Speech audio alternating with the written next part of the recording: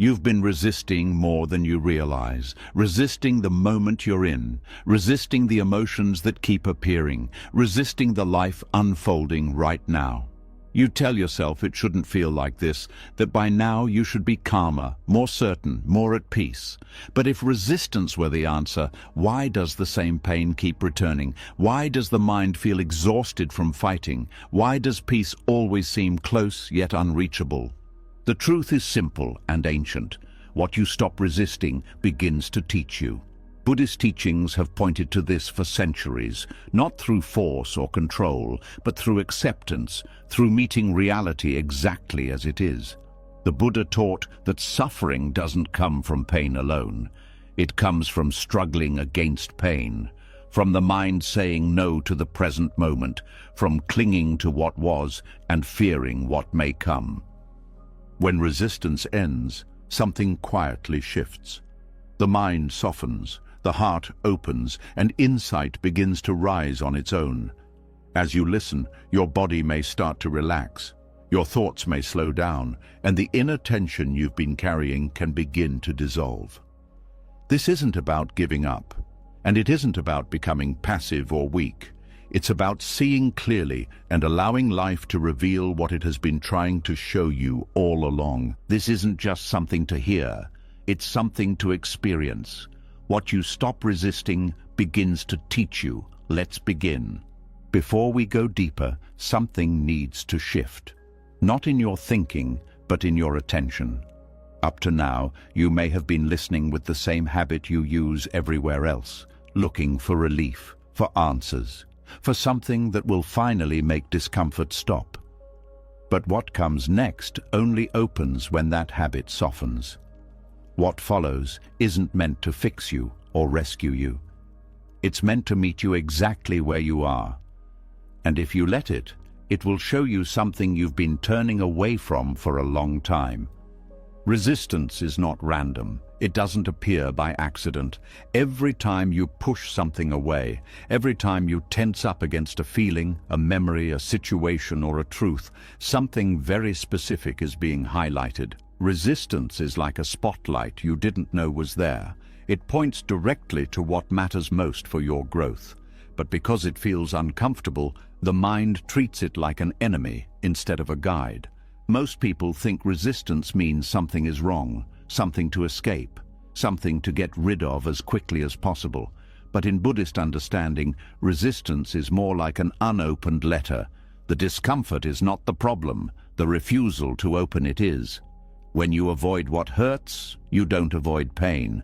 You avoid the lesson that would have transformed the pain, and without that lesson, the pain finds another way back in. Look closely at what you resist. It's rarely neutral. You don't resist things that don't matter. You don't resist brushing your teeth or tying your shoes. Resistance appears around things that touch identity, fear, attachment, or loss.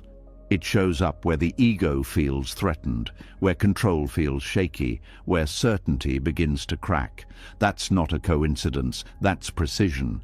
When an experience keeps repeating in your life, it's not because you're unlucky. It's because something in you refuses to learn what that experience is offering. Buddhism teaches that life doesn't punish, it repeats. Not out of cruelty, but out of intelligence. Like a teacher who patiently presents the same lesson again and again until the student is ready to see it. Avoidance feels like relief, but it's a delay. When you distract yourself, numb yourself, rationalize, blame, or spiritually bypass discomfort, the nervous system may calm for a moment, but the mind doesn't integrate anything. Wisdom doesn't land. The lesson stays unfinished. So life brings the same pattern back, slightly changed, often stronger, sometimes louder, until it can no longer be ignored. Resistance is often subtle. It doesn't always look like panic or anger. Sometimes it looks like procrastination, sometimes like humor, sometimes like constant self-improvement, sometimes like being busy. These are not neutral behaviors. They are strategies to avoid sitting with something that feels too exposed, too uncertain, or too raw. Buddhism doesn't judge this. It simply points it out. The mind resists because it believes resistance protects you.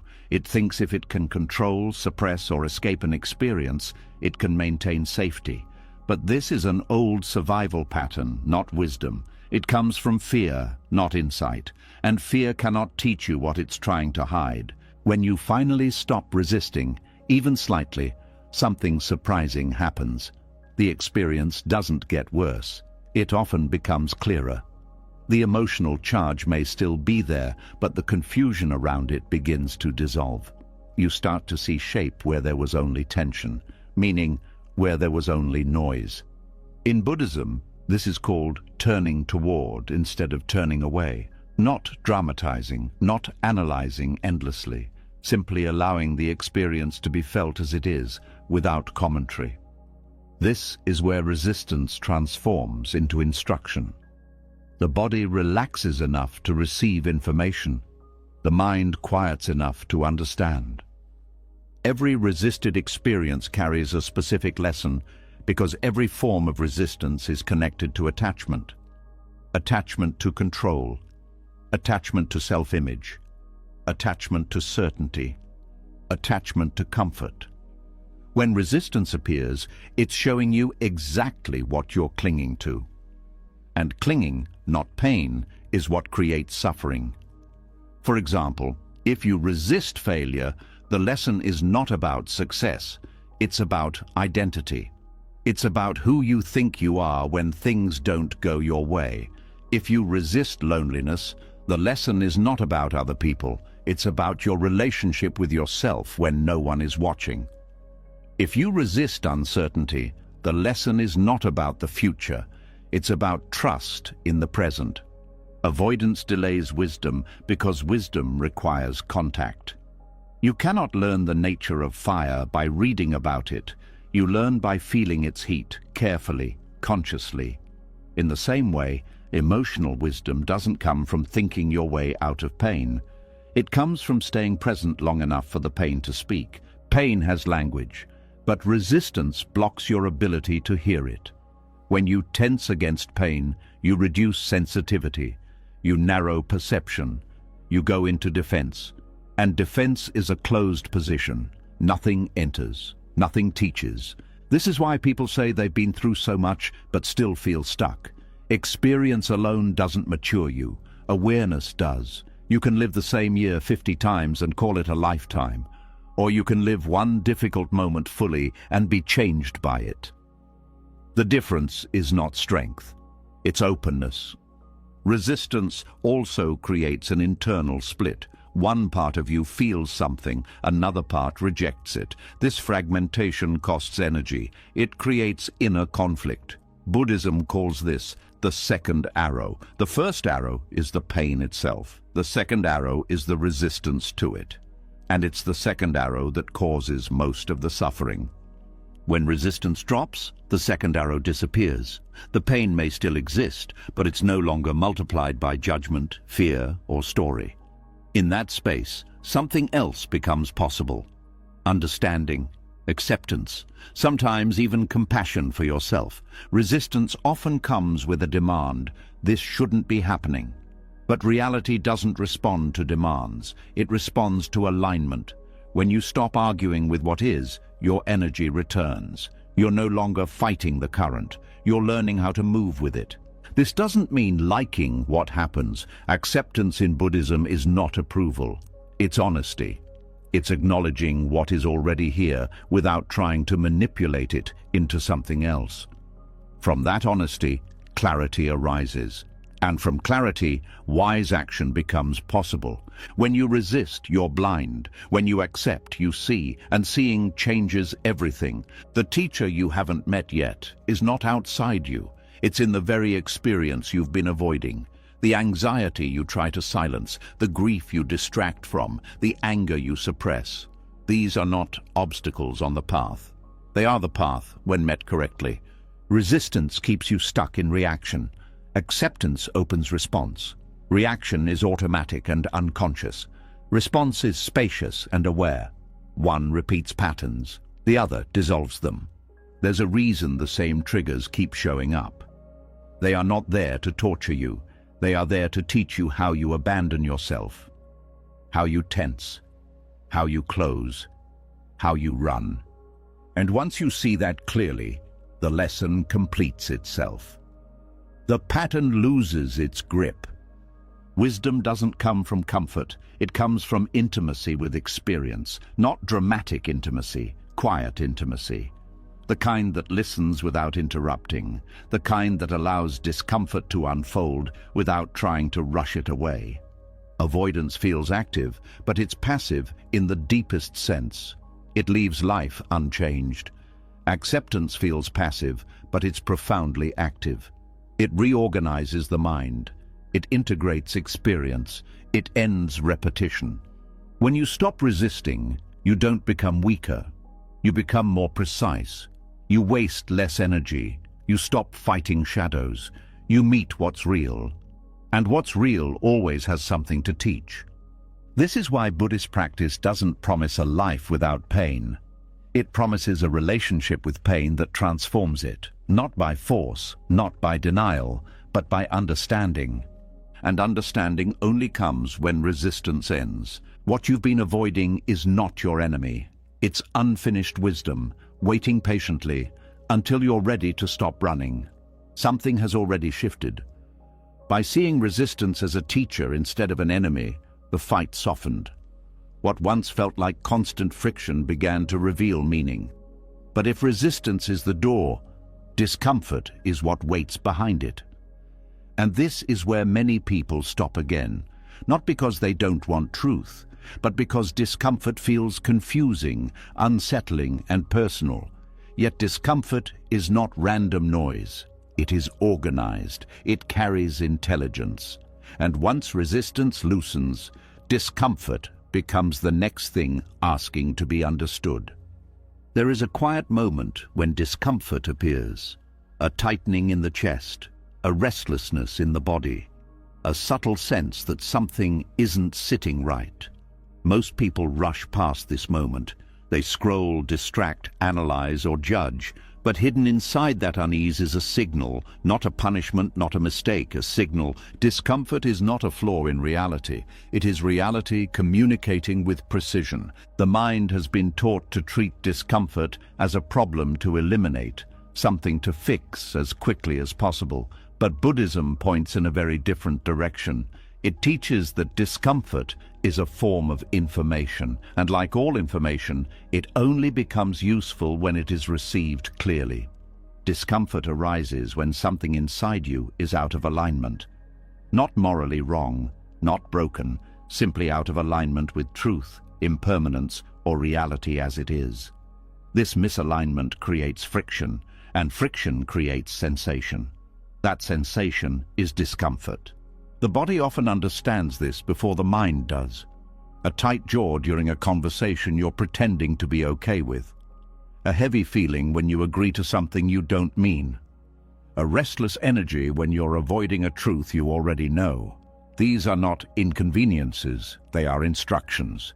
Discomfort shows you where awareness needs to go. In Buddhist practice, unease is treated with curiosity, not urgency.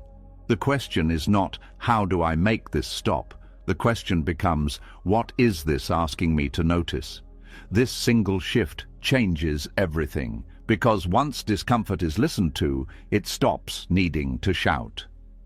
Most people assume growth should feel inspiring or uplifting, but real inner growth often feels awkward first.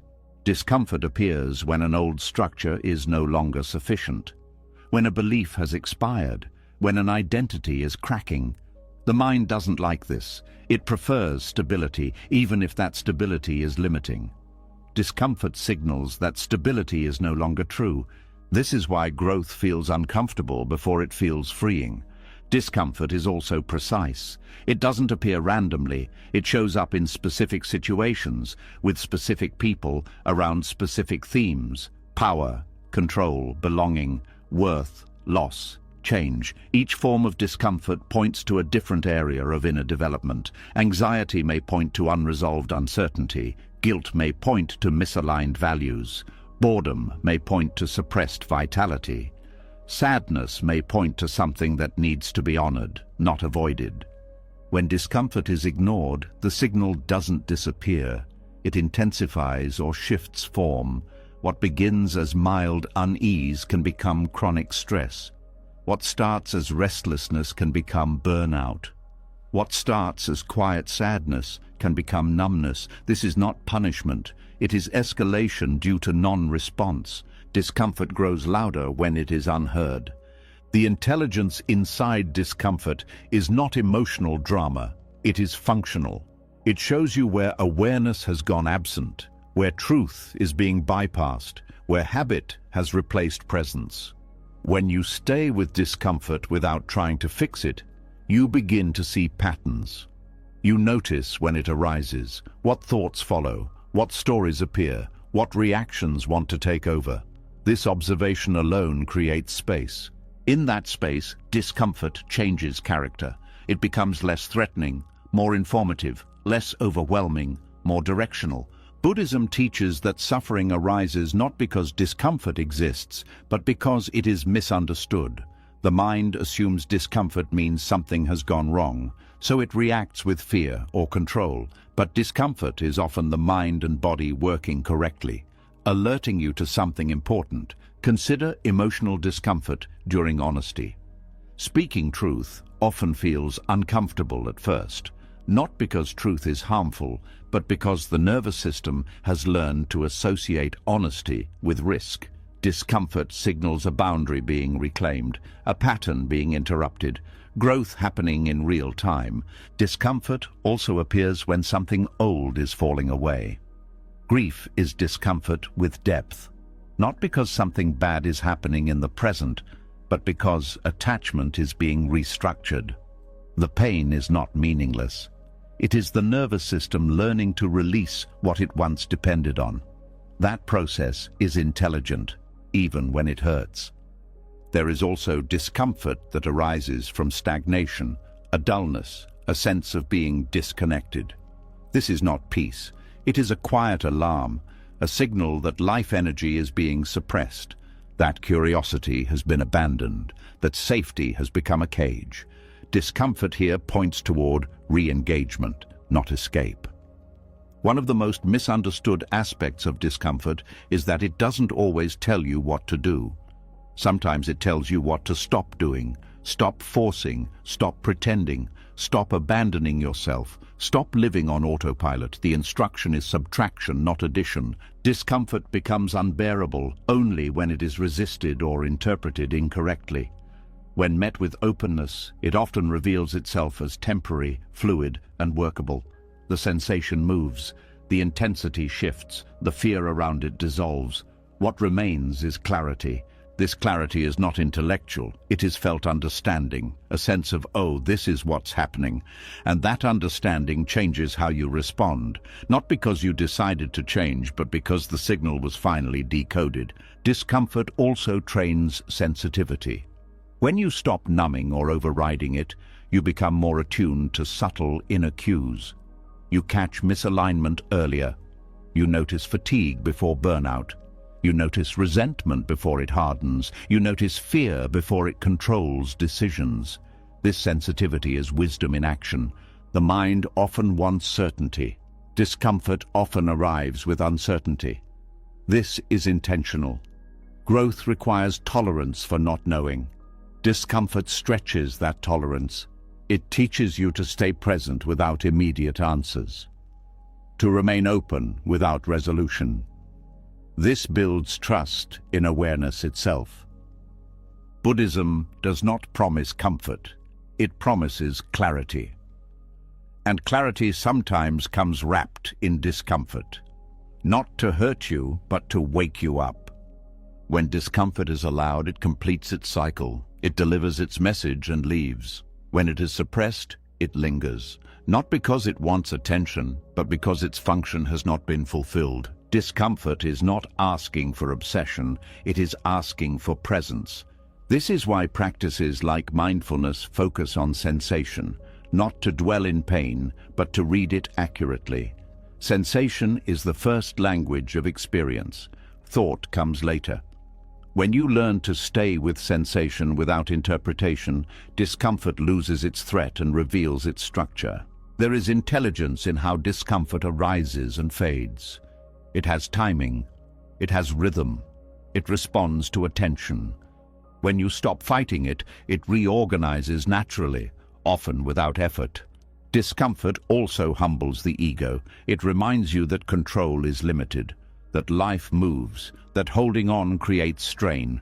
This humility is not weakness, it is realism, and realism is the foundation of peace. The most important shift is this: discomfort is not something happening to you, it is something happening for awareness. It is part of the learning system of being human. A feedback mechanism built into experience itself. When this is understood, discomfort is no longer feared. It becomes respected, not enjoyed, not sought out, but listened to. And once discomfort is listened to, it no longer needs to dominate. It has done its job. What once felt like an enemy becomes guidance. What once felt like noise becomes direction. What once felt like suffering becomes understanding. Discomfort was never the problem. Misreading it was. And as this understanding settles, something else becomes visible.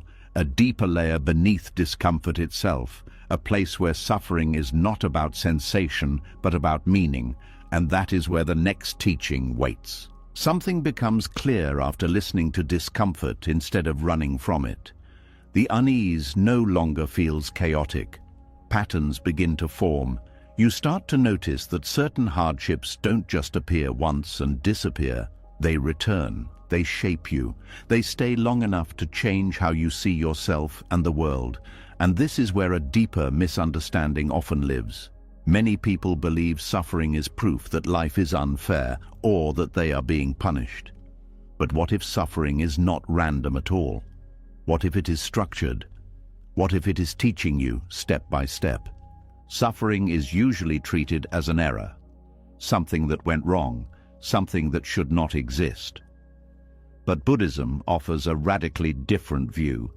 It sees suffering as part of a learning process, not a moral judgment, not a cosmic mistake, not bad luck. Suffering is the curriculum of being human, and like any curriculum, it follows causes and conditions. Nothing you experience comes out of nowhere. Every hardship arises because of conditions that came together over time. Habits, choices, beliefs, attachments, expectations. Even things you didn't consciously choose still arise within a web of causes. This doesn't mean blame, it means understanding, and understanding changes everything. Karma is often misunderstood as fate, as if your suffering is predetermined or deserved. But in Buddhism, karma is feedback. It simply means action and result, not punishment, not reward, feedback. When you touch a flame, your hand burns. Not because the flame is angry, but because heat has a natural effect. Suffering works the same way. It reveals how actions, reactions, and attachments produce results. This reframing is powerful, because once suffering is seen as feedback, it stops feeling personal. It stops being an attack on your worth. It becomes information about how life works. And information can be learned from. Suffering shows you where reality and expectation collide, where you demand permanence from what changes, where you expect control over what moves freely, where you cling to comfort in a world defined by impermanence. Each form of suffering corresponds to a specific misunderstanding. Loss teaches impermanence. Frustration teaches limits of control. Disappointment teaches attachment to outcomes. Anxiety teaches fear of uncertainty. These are not abstract ideas. They are lived lessons. When suffering is resisted, it feels meaningless. When it is understood, it becomes purposeful. Not pleasant, but purposeful. It sharpens awareness. It strips illusions. It reveals what actually matters when everything else falls away. Think of how hardship reorganizes priorities. When life is easy, attention scatters. When suffering arrives, focus narrows. You see clearly what cannot be taken from you and what was never solid to begin with. This clarity is not accidental, it is part of the curriculum. Suffering also slows you down. It interrupts momentum, it forces reflection, it brings the unconscious to the surface. Painful experiences often reveal patterns you were too busy to notice. How you react under pressure, how you treat yourself when things fall apart, where you seek safety, where you abandon yourself. These insights rarely come from comfort. The mind often asks, "Why is this happening to me?" But this question assumes punishment. Buddhism replaces it with a more useful inquiry. What is this showing me? The first question leads to bitterness. The second leads to insight. Suffering repeats when lessons are incomplete, not because life is cruel, but because understanding hasn't yet landed. This is why similar hardships appear in different forms.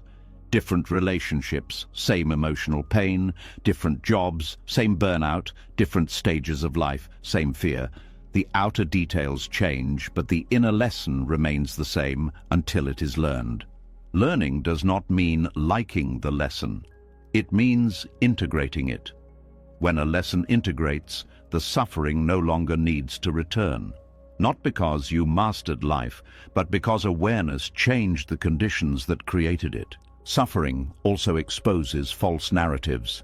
The story that you must always be strong, the belief that you should have everything figured out, the idea that vulnerability is weakness. Hardship dismantles these ideas because they cannot survive reality.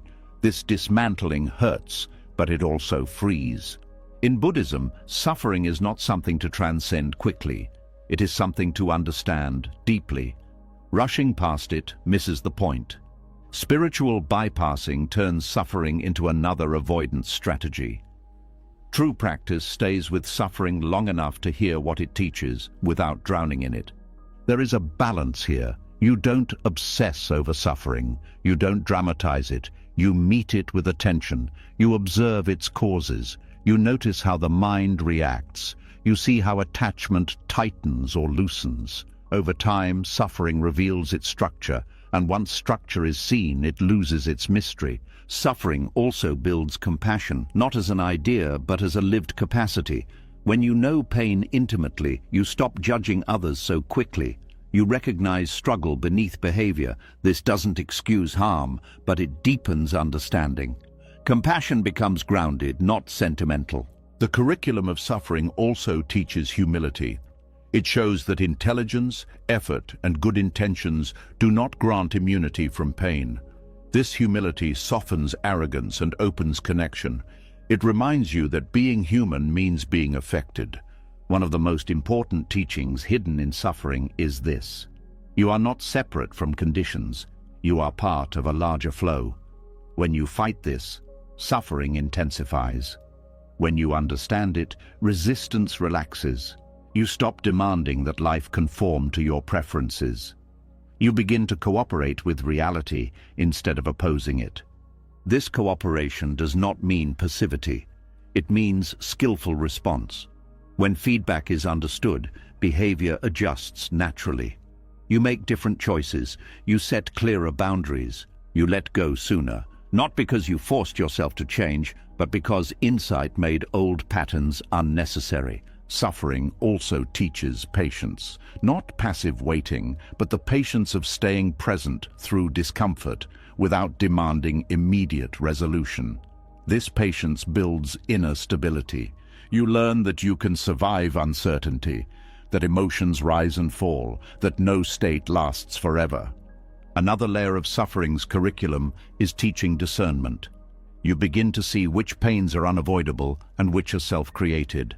Physical pain, loss, aging, and death are unavoidable. Resentment, rumination, and self-judgment are optional. This distinction is liberating. When suffering is framed as punishment, it creates shame. Shame closes the mind. When suffering is framed as curriculum, it creates curiosity. Curiosity opens the mind. This shift alone reduces suffering's intensity. Life does not teach gently all the time. Some lessons are subtle, others are forceful. The intensity often matches the depth of attachment involved. The more tightly something is held, the more painful its loss. This is not cruelty. It is physics of attachment. Over time, you may notice that suffering arrives right before growth, before clarity, before change. It destabilizes what is no longer true. It prepares the ground for something new. This doesn't mean you should seek suffering. It means you don't waste it. Suffering also removes illusions of control. This is one of its most difficult lessons. The ego wants guarantees.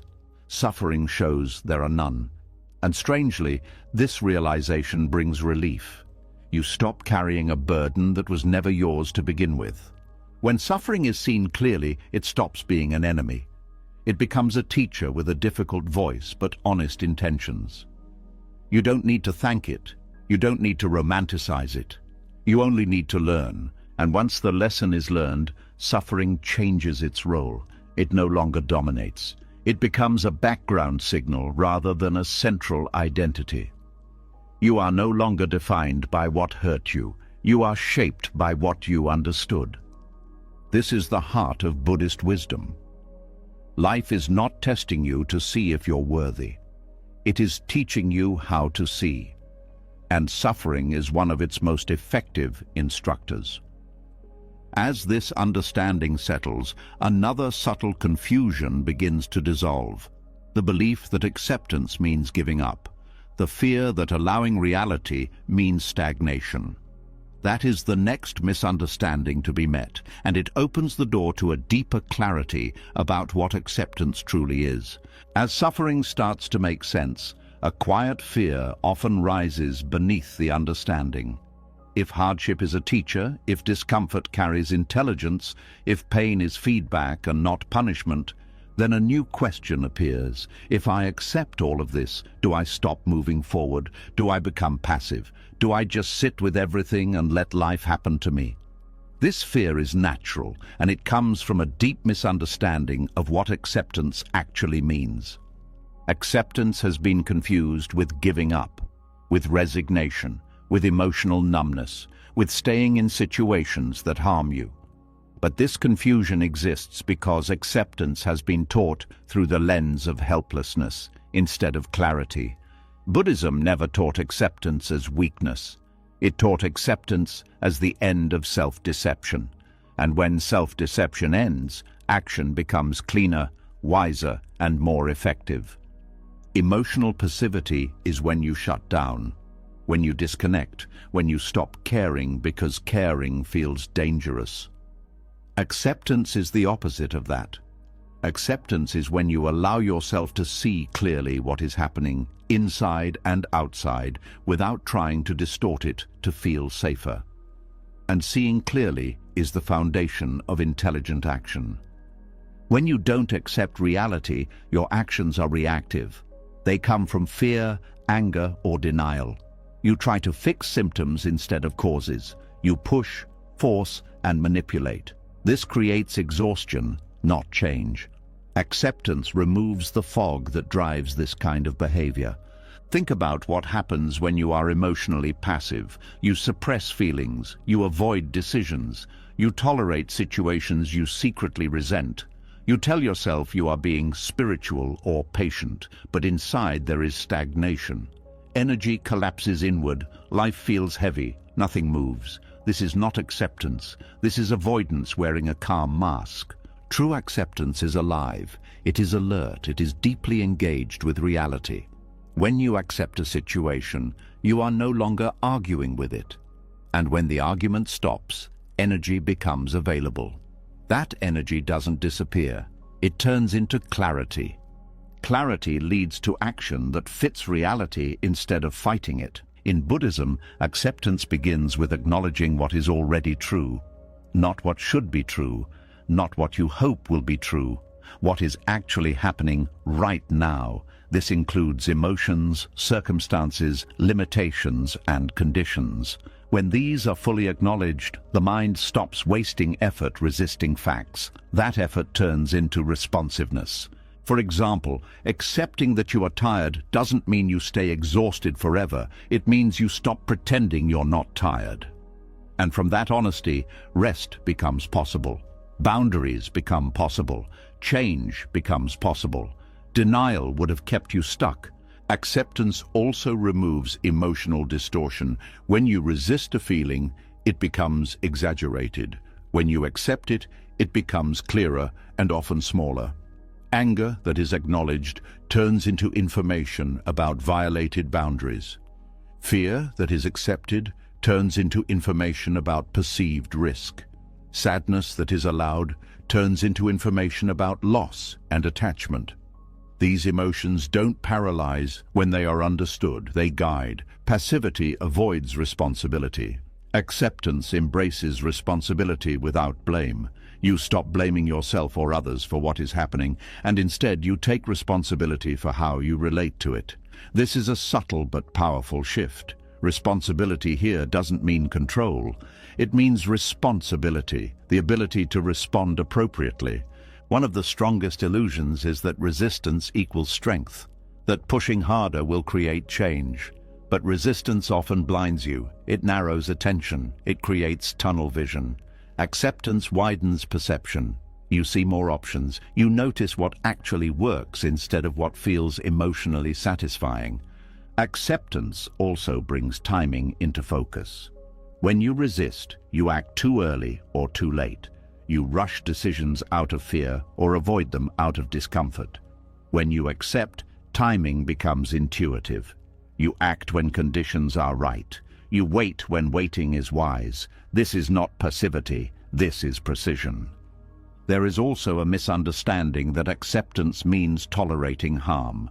Buddhism does not teach staying in abusive situations or ignoring injustice. Acceptance means seeing harm clearly without denial, and seeing harm clearly is what allows skillful action. You leave, you speak, you protect, you change conditions. But you do so without hatred clouding judgment. Hatred feels active, but it often leads to self-destruction. Acceptance removes hatred from action, not action itself. This makes responses stronger, not weaker. Acceptance is also deeply connected to self-trust. When you stop fighting reality, you start trusting your ability to meet it. You learn that you can feel discomfort without collapsing.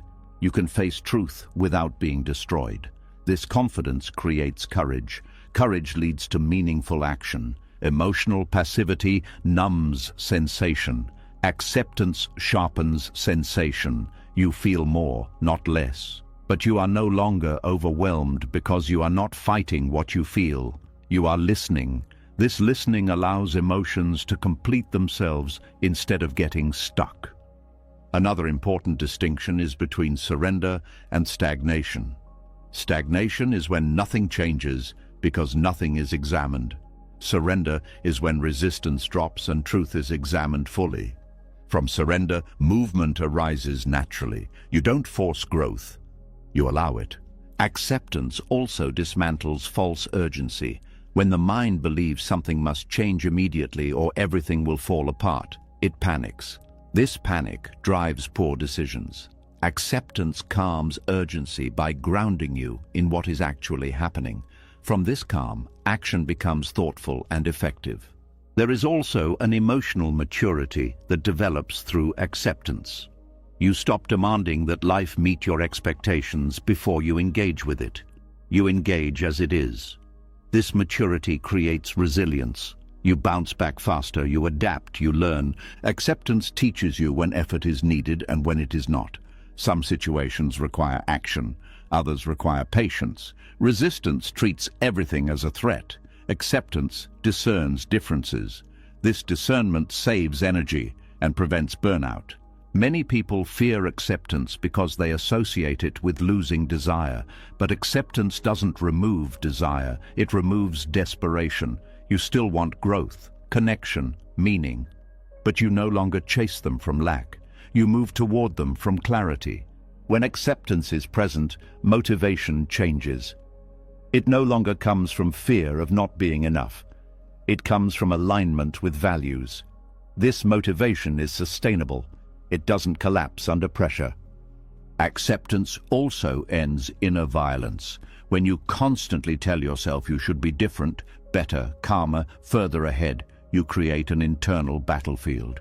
Acceptance ends this war, and when the war ends, you have the strength to act. One of the clearest signs of true acceptance is flexibility. You are not rigid. You adjust. You respond.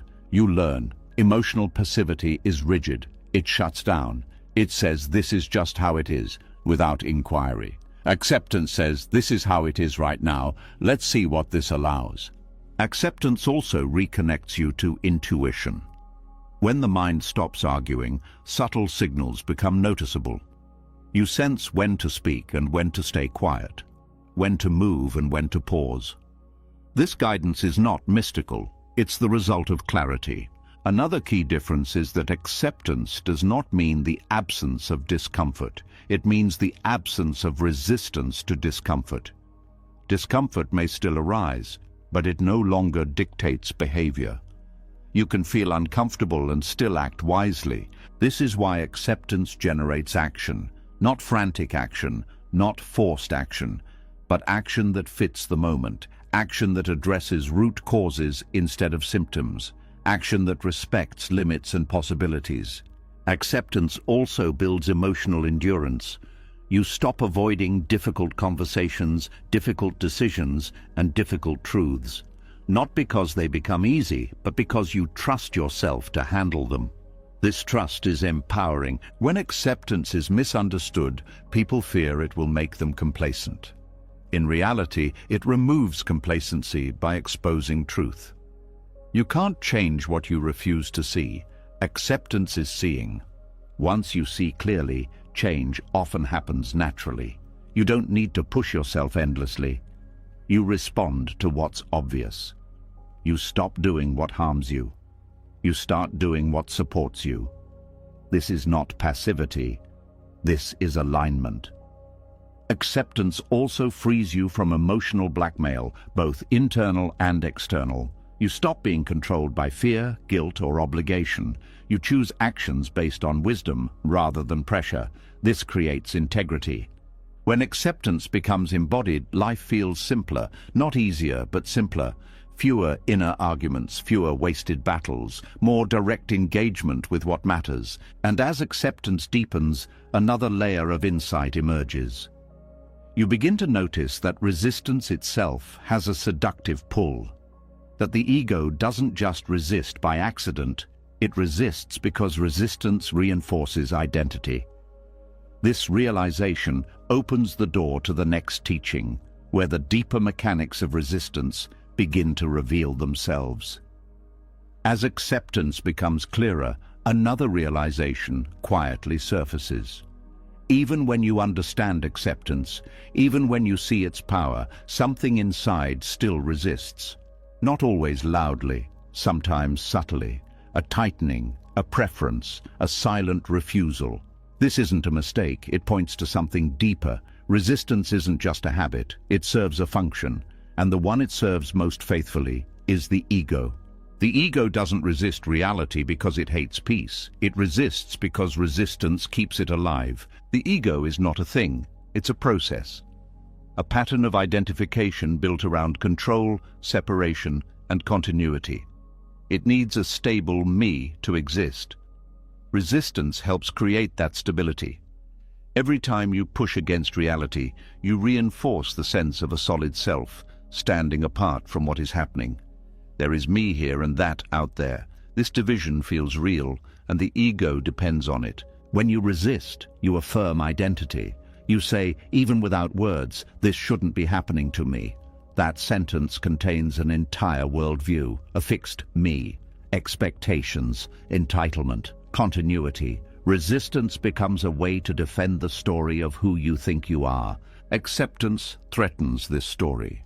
If you fully accept what is, the boundary between me and experience softens.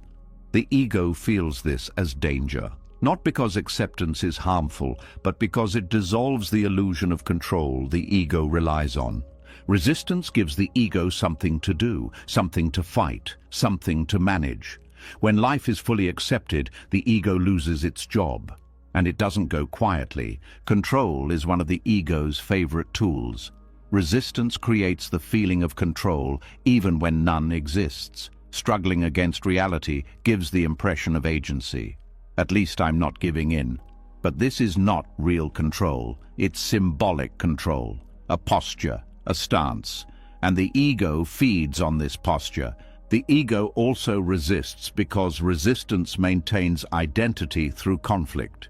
Without resistance, many identities collapse. The victim identity, the rebel identity, the fixer identity, the superior identity.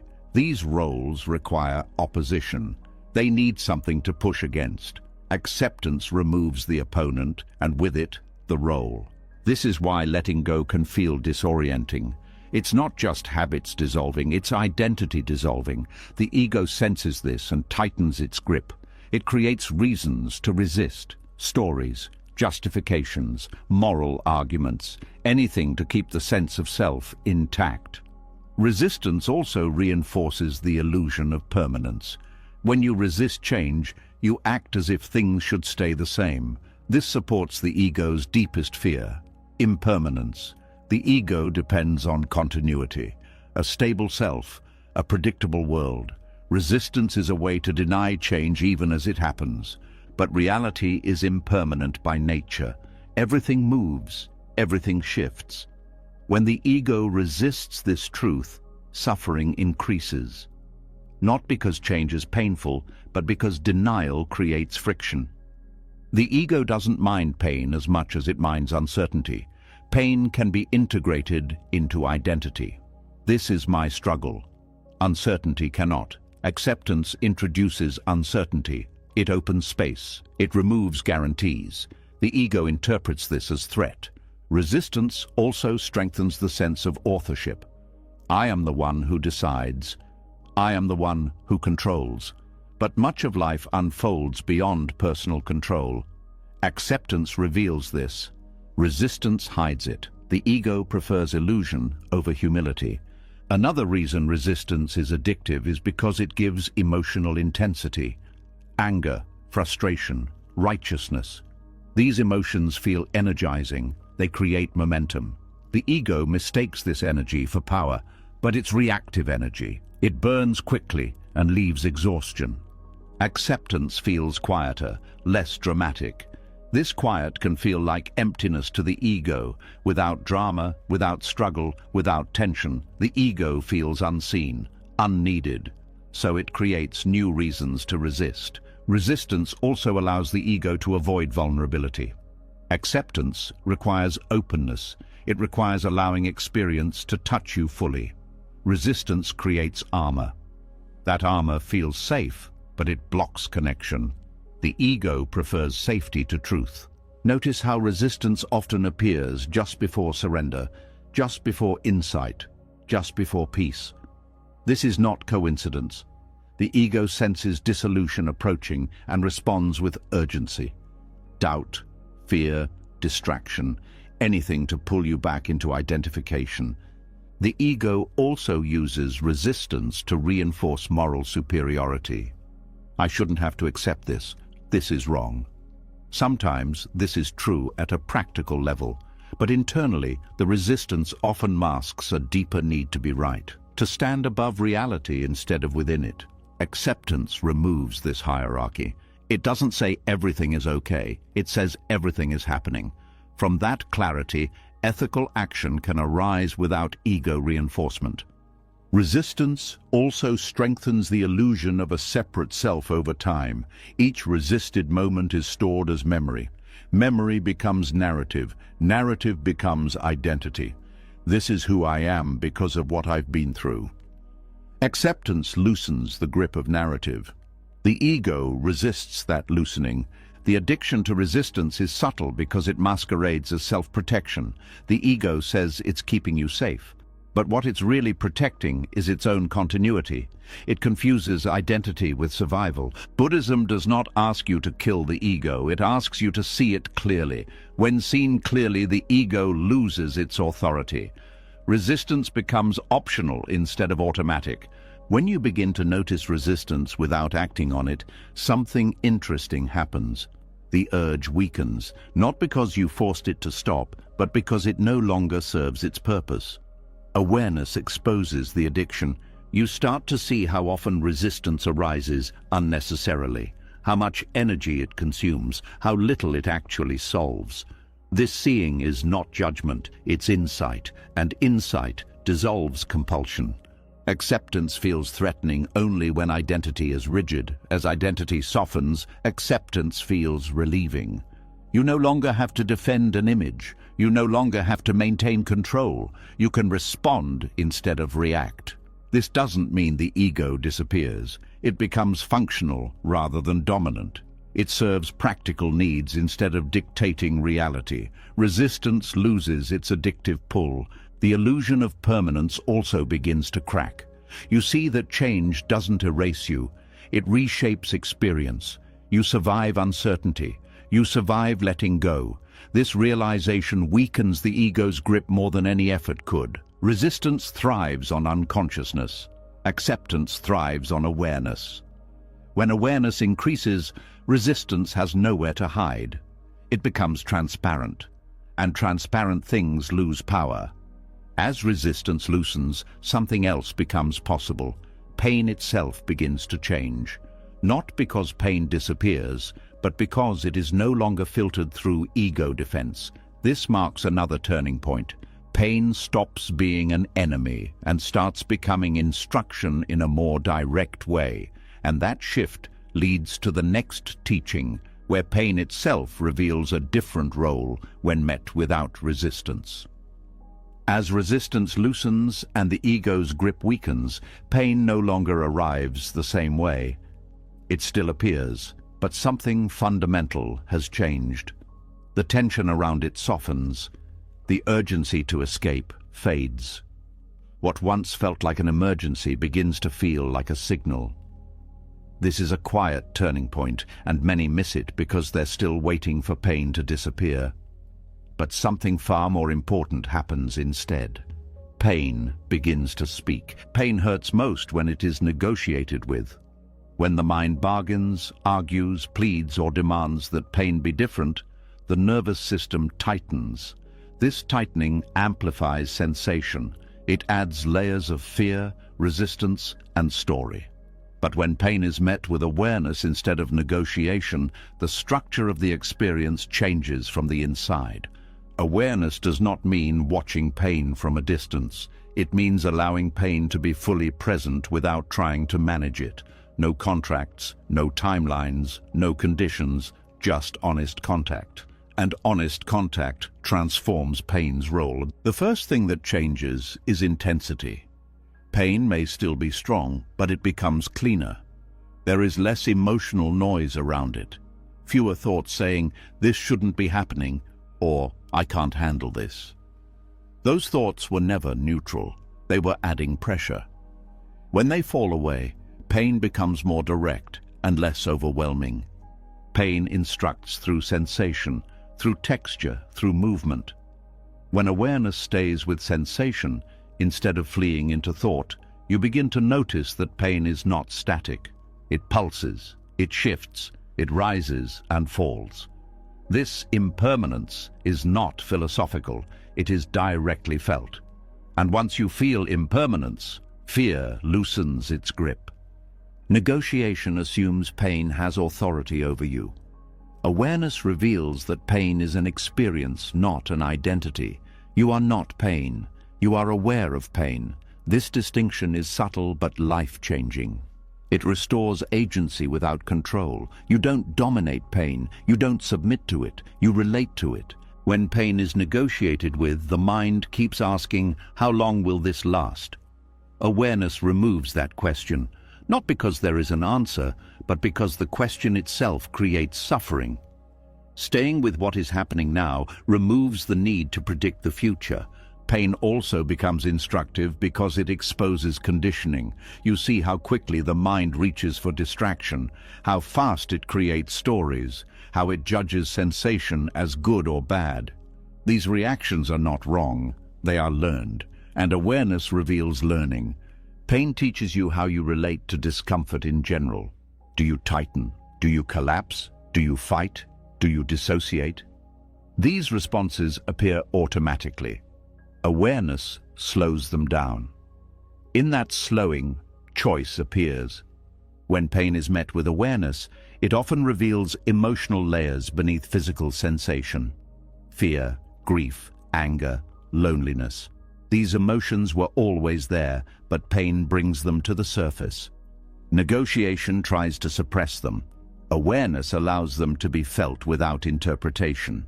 This feeling completes emotional cycles that were previously stuck. Pain also teaches boundaries. It shows where you have gone beyond capacity, where you ignored signals, where you pushed instead of listened. This is not punishment, it is correction. The body speaks honestly when words were ignored. Another shift occurs in time perception. Negotiated pain feels endless. Aware pain exists moment by moment. You deal with what is happening now, not what might happen later. This makes pain workable. Not easy, but workable. Pain met with awareness also deepens compassion, not as a concept, but as recognition. You see how universal pain is, how fragile humans are, how much effort goes into avoiding discomfort. This recognition softens judgment, both toward yourself and others. There is also a surprising increase in stability. When you stop negotiating, you stop exhausting yourself. Energy that was used to resist becomes available to hold experience. This holding is not gripping, it is spacious, and spaciousness reduces suffering. Pain instructs you about attachment. What you cling to becomes visible through what hurts. Loss hurts where attachment was strong. Awareness allows you to feel attachment without shame, and feeling attachment is the beginning of releasing it. Another lesson pain teaches is trust. Not blind trust, but trust in awareness itself. You learn that you can stay present with difficult experience without being destroyed. This trust builds confidence that no affirmation ever could. When pain is met directly, it often loses its need to dominate attention. It becomes one experience among many. Sensations, sounds, breath, space. Pain is no longer the whole field. Awareness widens naturally. Negotiation narrows attention. Awareness expands it. Pain also becomes less personal. Instead of "why is this happening to me?" there is simply "this is happening." This depersonalization is not cold. It is relieving. It removes unnecessary self-reference. Pain met with awareness also teaches patience, not forced patience, but organic patience. You stop rushing toward relief. You allow relief to come or not come. This allowance paradoxically creates conditions for relief. Another internal change is humility. Awareness shows that pain does not respond to force. It responds to understanding. This humility dissolves arrogance and self-blame alike. Pain also teaches you where control ends and cooperation begins. You cannot command pain away, but you can cooperate with experience. This cooperation reduces suffering even when pain remains. There is also an increase in sensitivity. Awareness sharpens perception. You notice subtle shifts, early signals, fine-grained sensations. This sensitivity allows earlier response in the future, preventing escalation. Pain instructs through contrast. You appreciate ease more deeply. You value simplicity. You recognize the fragility of comfort. This appreciation is not clinging. It is clarity. When pain stops hurting in the old way, it does not become pleasant. It becomes meaningful. And meaning changes relationship. You stop seeing pain as an interruption. You see it as part of life's intelligence. Pain also reveals the difference between endurance and presence. Endurance is rigid. Presence is flexible. Endurance creates pride and resentment. Presence creates understanding and release. As awareness stabilizes, pain often resolves more quickly. Not always, But even when it doesn't, it leaves less residue, less bitterness, less fear, less memories stored as trauma. Pain met with awareness also breaks isolation. You feel connected to humanity, to shared vulnerability, to the fact that pain is not a personal failure but a universal experience. This changes how you approach future pain. You don't rush ahead mentally, you don't panic, you meet it when it arrives. This reduces anticipatory suffering, which is often worse than the pain itself. Pain instructs most clearly when you stop trying to make it stop. This is the paradox. Letting go of negotiation reveals intelligence that was always there. And as this intelligence becomes familiar, another realization begins to surface. Not all suffering comes from pain itself. Some suffering is created by subtle inner rejection, by turning against experience in quiet ways. This inner violence is harder to see, but once seen, it changes everything. As pain becomes something you can stay with instead of something you fight, another layer of understanding quietly comes into view. You begin to notice that not all suffering comes from pain itself. Some of it comes from what you do to yourself in response to pain. Not loudly, not dramatically, but subtly, almost invisibly. This is where resistance crosses a line. This is where resistance stops being a reaction and becomes a form of inner harm. This kind of violence doesn't look like anger or self-hatred at first. It looks reasonable. It looks like self-control. It looks like being strong. But underneath, something is being rejected.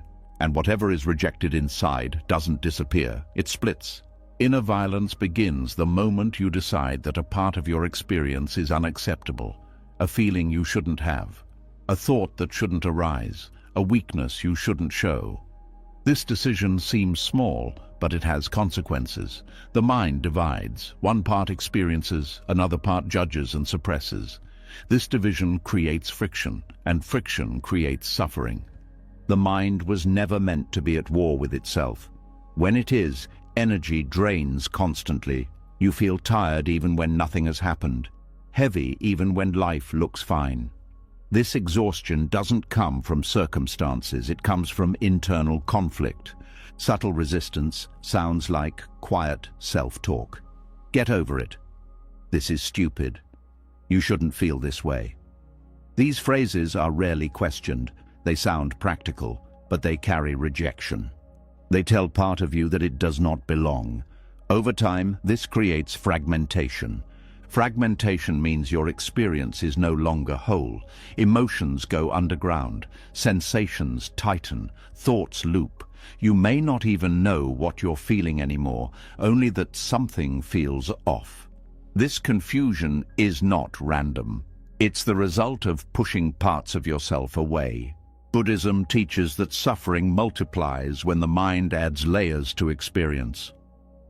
Pain is one layer. Judgment is another. Self-rejection adds a third. Each layer increases intensity. Each layer moves you further from clarity. When resistance becomes violence, it often hides behind productivity. You keep moving, you stay busy, you stay functional. But inside, something is being ignored, and ignored experiences don't dissolve, they accumulate. This accumulation shows up as tension in the body, tight shoulders, shallow breathing, clenched jaw. These are not physical habits alone, they are signals of inner refusal.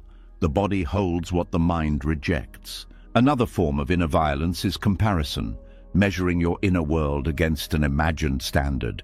Others handle this better. I should be more evolved. This comparison turns experience into a competition, and no one wins. The moment you turn against your own experience, trust breaks. You stop trusting your emotions, your instincts, your signals. This loss of trust makes life feel unsafe, even when nothing is wrong. You're no longer at home inside yourself. Inner violence also shows up as constant self-correction, trying to manage every feeling, monitor every thought, optimize every response. This hyper-management is exhausting. It comes from fear of being out of control, but it creates more instability, not less. When you reject an emotion, you don't get rid of it. You force it to express itself indirectly. Anger becomes sarcasm. Sadness becomes numbness. Fear becomes control. These indirect expressions cause more harm because they are unconscious. The mind fragments further when parts of experience are labeled as spiritual or unspiritual. Calm is allowed. Grief is not. Peace is praised. Anger is suppressed. This hierarchy creates inner conflict. Buddhism does not teach selective acceptance. It teaches wholeness. Violence against the self also includes abandoning yourself in moments of difficulty. You minimize your pain. You invalidate your struggle. You push yourself when rest is needed. This abandonment hurts because it mirrors external neglect, but now it comes from within. The most painful aspect of inner violence is that it often goes unnoticed. You think suffering is coming from outside, from circumstances, from other people, but a large portion is being generated internally through resistance. This doesn't mean you are to blame. These patterns are learned, often early, often as survival strategies. They once protected you, but now they cost more than they give. When resistance turns inward, the mind loses coherence. Thoughts feel scattered, emotions feel confusing, decisions feel harder. This is fragmentation in action. You are pulling yourself in opposite directions. Healing begins not by fixing these parts, but by allowing them to exist. When a rejected part is allowed back into awareness, integration begins. Integration reduces suffering because energy is no longer split. Inner violence ends the moment you stop arguing with your experience, not approving, not indulging, just allowing. This allowance doesn't make emotions stronger, it makes them honest. Honest emotions move. Suppressed emotions stagnate. Another form of subtle violence is demanding explanation before allowing feeling. "Why do I feel this way?" becomes a condition for permission, but emotions don't need justification, they need space. When space is given, emotions reveal their nature. They peak, they shift, they dissolve. This natural process is blocked by resistance. Inner rejection also affects relationships. When you reject parts of yourself, you react strongly when others express those same parts. What you suppress internally becomes intolerable externally. This creates conflict that seems interpersonal but is rooted inward. Violence against the self also includes spiritual pressure. Trying to be calm too quickly, trying to transcend too soon, trying to accept before understanding. This pressure bypasses healing. It creates spiritualized suppression. True acceptance is gentle. It doesn't force transformation. It allows understanding to arise naturally. Violence rushes. Acceptance waits. The mind often fears that if it allows everything, it will lose structure. But structure built on suppression is fragile. Structure built on awareness is flexible. Integration strengthens stability. When inner violence stops, there is relief. Not dramatic, quiet. A sense of being whole again. You no longer feel split between what you feel and what you think you should feel. This wholeness reduces suffering immediately, not because pain disappears, but because it is no longer multiplied by rejection. There is also a return of curiosity. When you stop fighting yourself, you can explore experience again. You become interested instead of defensive. This curiosity is healing. Inner violence thrives on urgency. Acceptance slows things down. Slowing down reveals that most inner conflict is unnecessary. You were never in danger from your own feelings. The moment resistance becomes violence is the moment compassion is needed most. Not as an idea, but as a stance. Compassion says, this too belongs. And belonging heals fragmentation. When you allow yourself to be whole, even with discomfort, suffering loses its edge. It no longer feeds on division. It no longer echoes endlessly. When the inner war quiets and the mind stops turning against itself, something unexpected becomes possible. Feelings that were once pushed away no longer feel as threatening. They don't disappear, but they stop arriving as enemies. They wait, they linger, and if you stay present, they begin to reveal something else entirely. This is where many people hesitate, because what comes next involves emotions that were never meant to be welcomed. Yet, these emotions have been knocking for a long time, not to harm you, but to guide you. Unpleasant emotions are often treated as obstacles. Fear is seen as weakness, grief as something to move past, envy as something shameful, boredom as something to escape. From a Buddhist perspective, this misunderstanding keeps people stuck. These emotions are not blocks on the path, they are signs pointing directly toward it. Every emotion carries information. Pleasant emotions tell you when things feel aligned. Unpleasant emotions tell you when something important is being ignored. They are not mistakes in the system. They are part of the system. When listened to, they lead to clarity. When rejected, they create confusion. Fear is one of the most misunderstood messengers. Most people think fear exists to stop them. In truth, fear exists to show where attachment lives. Fear arises when something you depend on feels threatened. Safety, identity, certainty, control. When fear appears, it highlights exactly what you are clinging to.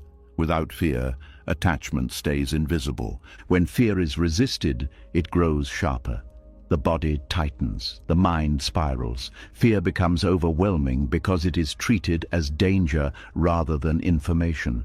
But when fear is met with awareness, its message becomes clearer. It shows the edge of growth, the place where something familiar is ending and something unknown is beginning. Fear does not mean stop. It means pay attention. It asks you to slow down, to feel your body, to examine what you believe you need in order to be okay. Often, fear dissolves not when the situation changes, but when attachment loosens. Grief is another emotion people try to bypass. Society encourages moving on, staying strong, finding closure. But grief is not a weakness. It is a response to impermanence. It arises because you loved, because you cared, because something mattered deeply. Grief teaches impermanence in a way no concept ever could. When grief is avoided, it turns heavy and unresolved.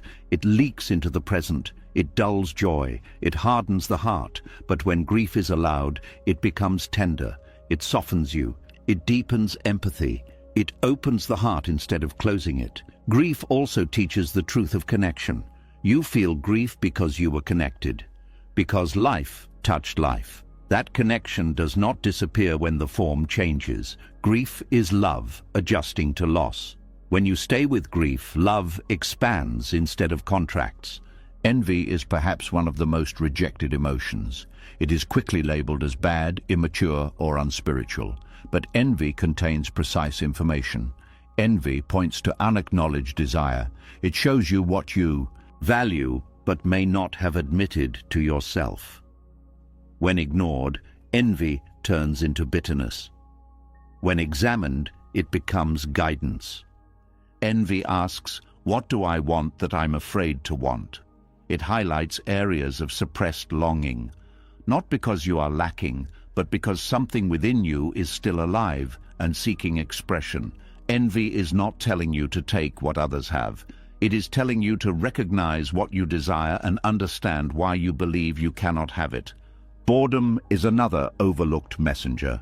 It is often treated as a sign that something external needs to change. More stimulation, more distraction, more activity. But boredom often arises when attention has collapsed inward, when curiosity has been numbed, when life is being lived mechanically. Boredom teaches presence. It reveals how dependent the mind is on constant stimulation. When boredom is allowed without distraction, something interesting happens. Restlessness surfaces, then subtle sensations, then awareness deepens. Beneath boredom is often untapped vitality. Boredom also points to disconnection from meaning. Not grand purpose, but immediate engagement. It asks you to return to direct experience, to listen, to feel, to notice. Boredom is the doorway back to presence when the mind has gone dull. Anger, when it arises, often carries information about boundaries. Not every form of anger is destructive. When met with awareness, anger reveals where something feels violated or disrespected. It highlights where truth is being compromised. Suppressed anger turns inward and becomes self-criticism or depression. Explosive anger turns outward and causes harm, but aware anger becomes clarity. It informs action without consuming it. It says, something here matters. When listened to, it protects integrity. Sadness often signals the need to slow down, to acknowledge loss, disappointment, or unmet expectation. Sadness is not something to fix. It is something to feel fully so it can complete itself. When sadness is rushed away, it becomes lingering heaviness. When allowed, it passes naturally. Anxiety often reflects future-oriented fear. It shows how the mind leaves the present and lives in imagined outcomes. Anxiety teaches the cost of abandoning now for later. When met with awareness, anxiety guides attention back to the body, back to breath, back to what is actually happening. Shame is one of the most painful emotions and one of the most misunderstood. Shame signals fear of disconnection. It arises when you believe something about you makes you unworthy of belonging. Shame is not proof of unworthiness. It is proof of the need for compassion. When shame is hidden, it deepens. When it is met with awareness, it softens. Shame teaches the importance of acceptance, both internally and externally. It reveals how much the mind equates worth with performance or image. Guilt, when healthy, points to misalignment with values. It says something needs repair. When guilt is chronic, it becomes punishment. Awareness separates these two. It allows you to correct behavior without attacking identity. Loneliness is another powerful messenger. It reveals the human need for connection, not distraction, not validation, genuine connection. Loneliness also invites deeper relationship with oneself. When loneliness is avoided, it turns into dependence. When it is met, it becomes self-understanding. Jealousy highlights attachment to exclusivity, fear of loss, fear of replacement. When examined, it reveals insecurity and unmet needs. It asks for honesty rather than control. Each unpleasant emotion is specific. They do not shout randomly. They speak in patterns.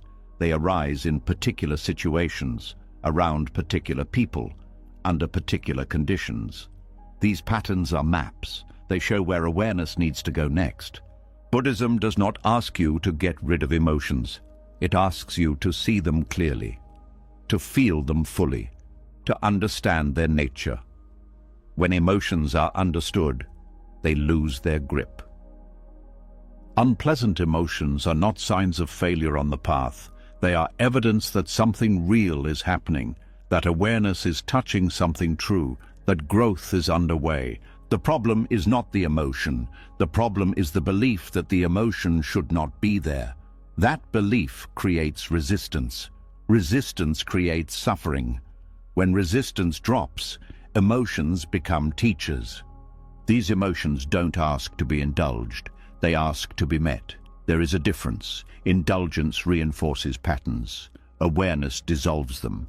When you allow unpleasant emotions without story, without judgment, without urgency, they reveal their structure. You see where they begin, how they move, when they end. This seeing brings freedom. Over time, you stop fearing emotions, not because they disappear, but because you trust yourself to meet them. This trust is the beginning of inner stability. As you learn to listen to these messengers, life becomes more coherent. Fewer surprises, less confusion, more understanding. You are no longer fighting your own signals.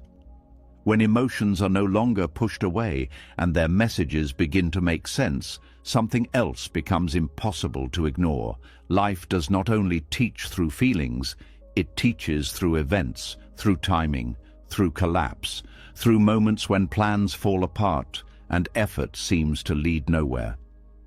These moments are often labeled as failures, as mistakes, as signs that something has gone wrong. But from a deeper view, these moments are not interruptions on the path. They are the path revealing itself more clearly. There is a strange honesty in things going wrong. Success is smooth. It flatters the ego. It confirms existing beliefs. It rarely asks deep questions. When things go right, you tend to move forward without looking too closely. You enjoy the result and assume you understand the process. But when things fall apart, attention sharpens. You stop, you look, you question. Breakdown forces contact with reality in a way comfort never does. This is why breakdowns often teach faster and deeper than peace. When something fails, illusions are exposed. Assumptions you didn't know you were living by suddenly collapse. You realize what you were relying on without awareness. Control, stability, approval, predictability. When those supports disappear, you see what remains. This seeing is not gentle, but it is precise. Buddhism speaks of Dharma as truth, law, or the way things are. The Dharma of things going wrong is the truth revealed when resistance no longer works, when effort fails, when strategy collapses, when the mind runs out of answers. In these moments, reality teaches directly. Breakdowns remove distraction. When life is working, the mind is busy maintaining momentum. When life breaks, momentum stops. Silence enters, and in that silence, deeper truths surface. One of the clearest teachings that comes from things going wrong is impermanence. Success creates the illusion of continuity. Breakdown shatters it. You see clearly that no state is guaranteed, no role is permanent, no structure is stable. This is not meant to create despair. It is meant to create freedom from false security. Another teaching revealed in breakdown is humility. When plans fail despite effort, intelligence, or good intentions, the ego loses its claim to control.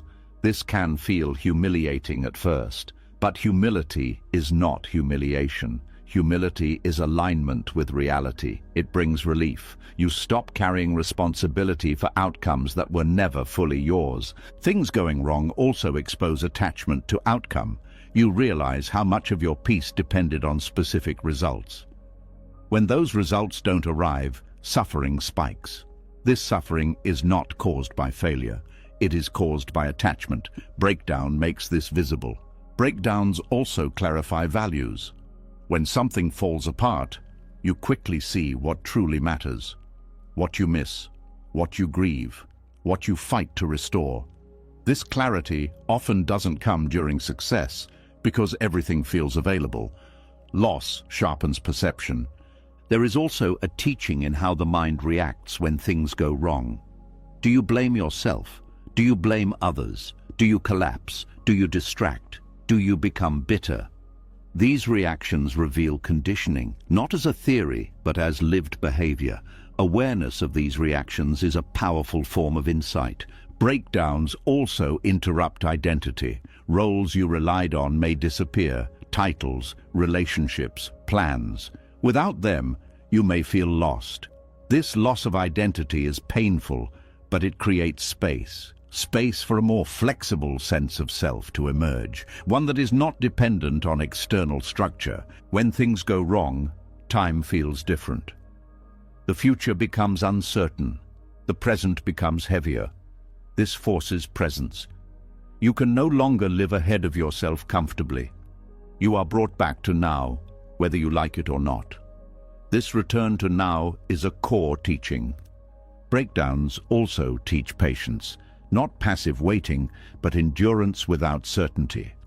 You learn to stay with unanswered questions, to function without clarity. This patience builds inner strength that success rarely requires. There is also a lesson in vulnerability. When things fall apart, you may need help, support, honesty. This can be uncomfortable, especially if identity was built on independence or competence. But vulnerability reconnects you to others, and to your own humanity. Things going wrong also reveal the limits of willpower. You see that effort alone cannot guarantee results. This understanding softens self-judgment. You stop equating worth with outcomes. This is liberating. Another teaching hidden in breakdown is creativity. When old methods stop working, new ones emerge. Not immediately, often after frustration, but necessity opens doors that comfort keeps closed. Many insights, innovations, and transformations arise only because something stopped working. Breakdowns also dismantle spiritual bypassing.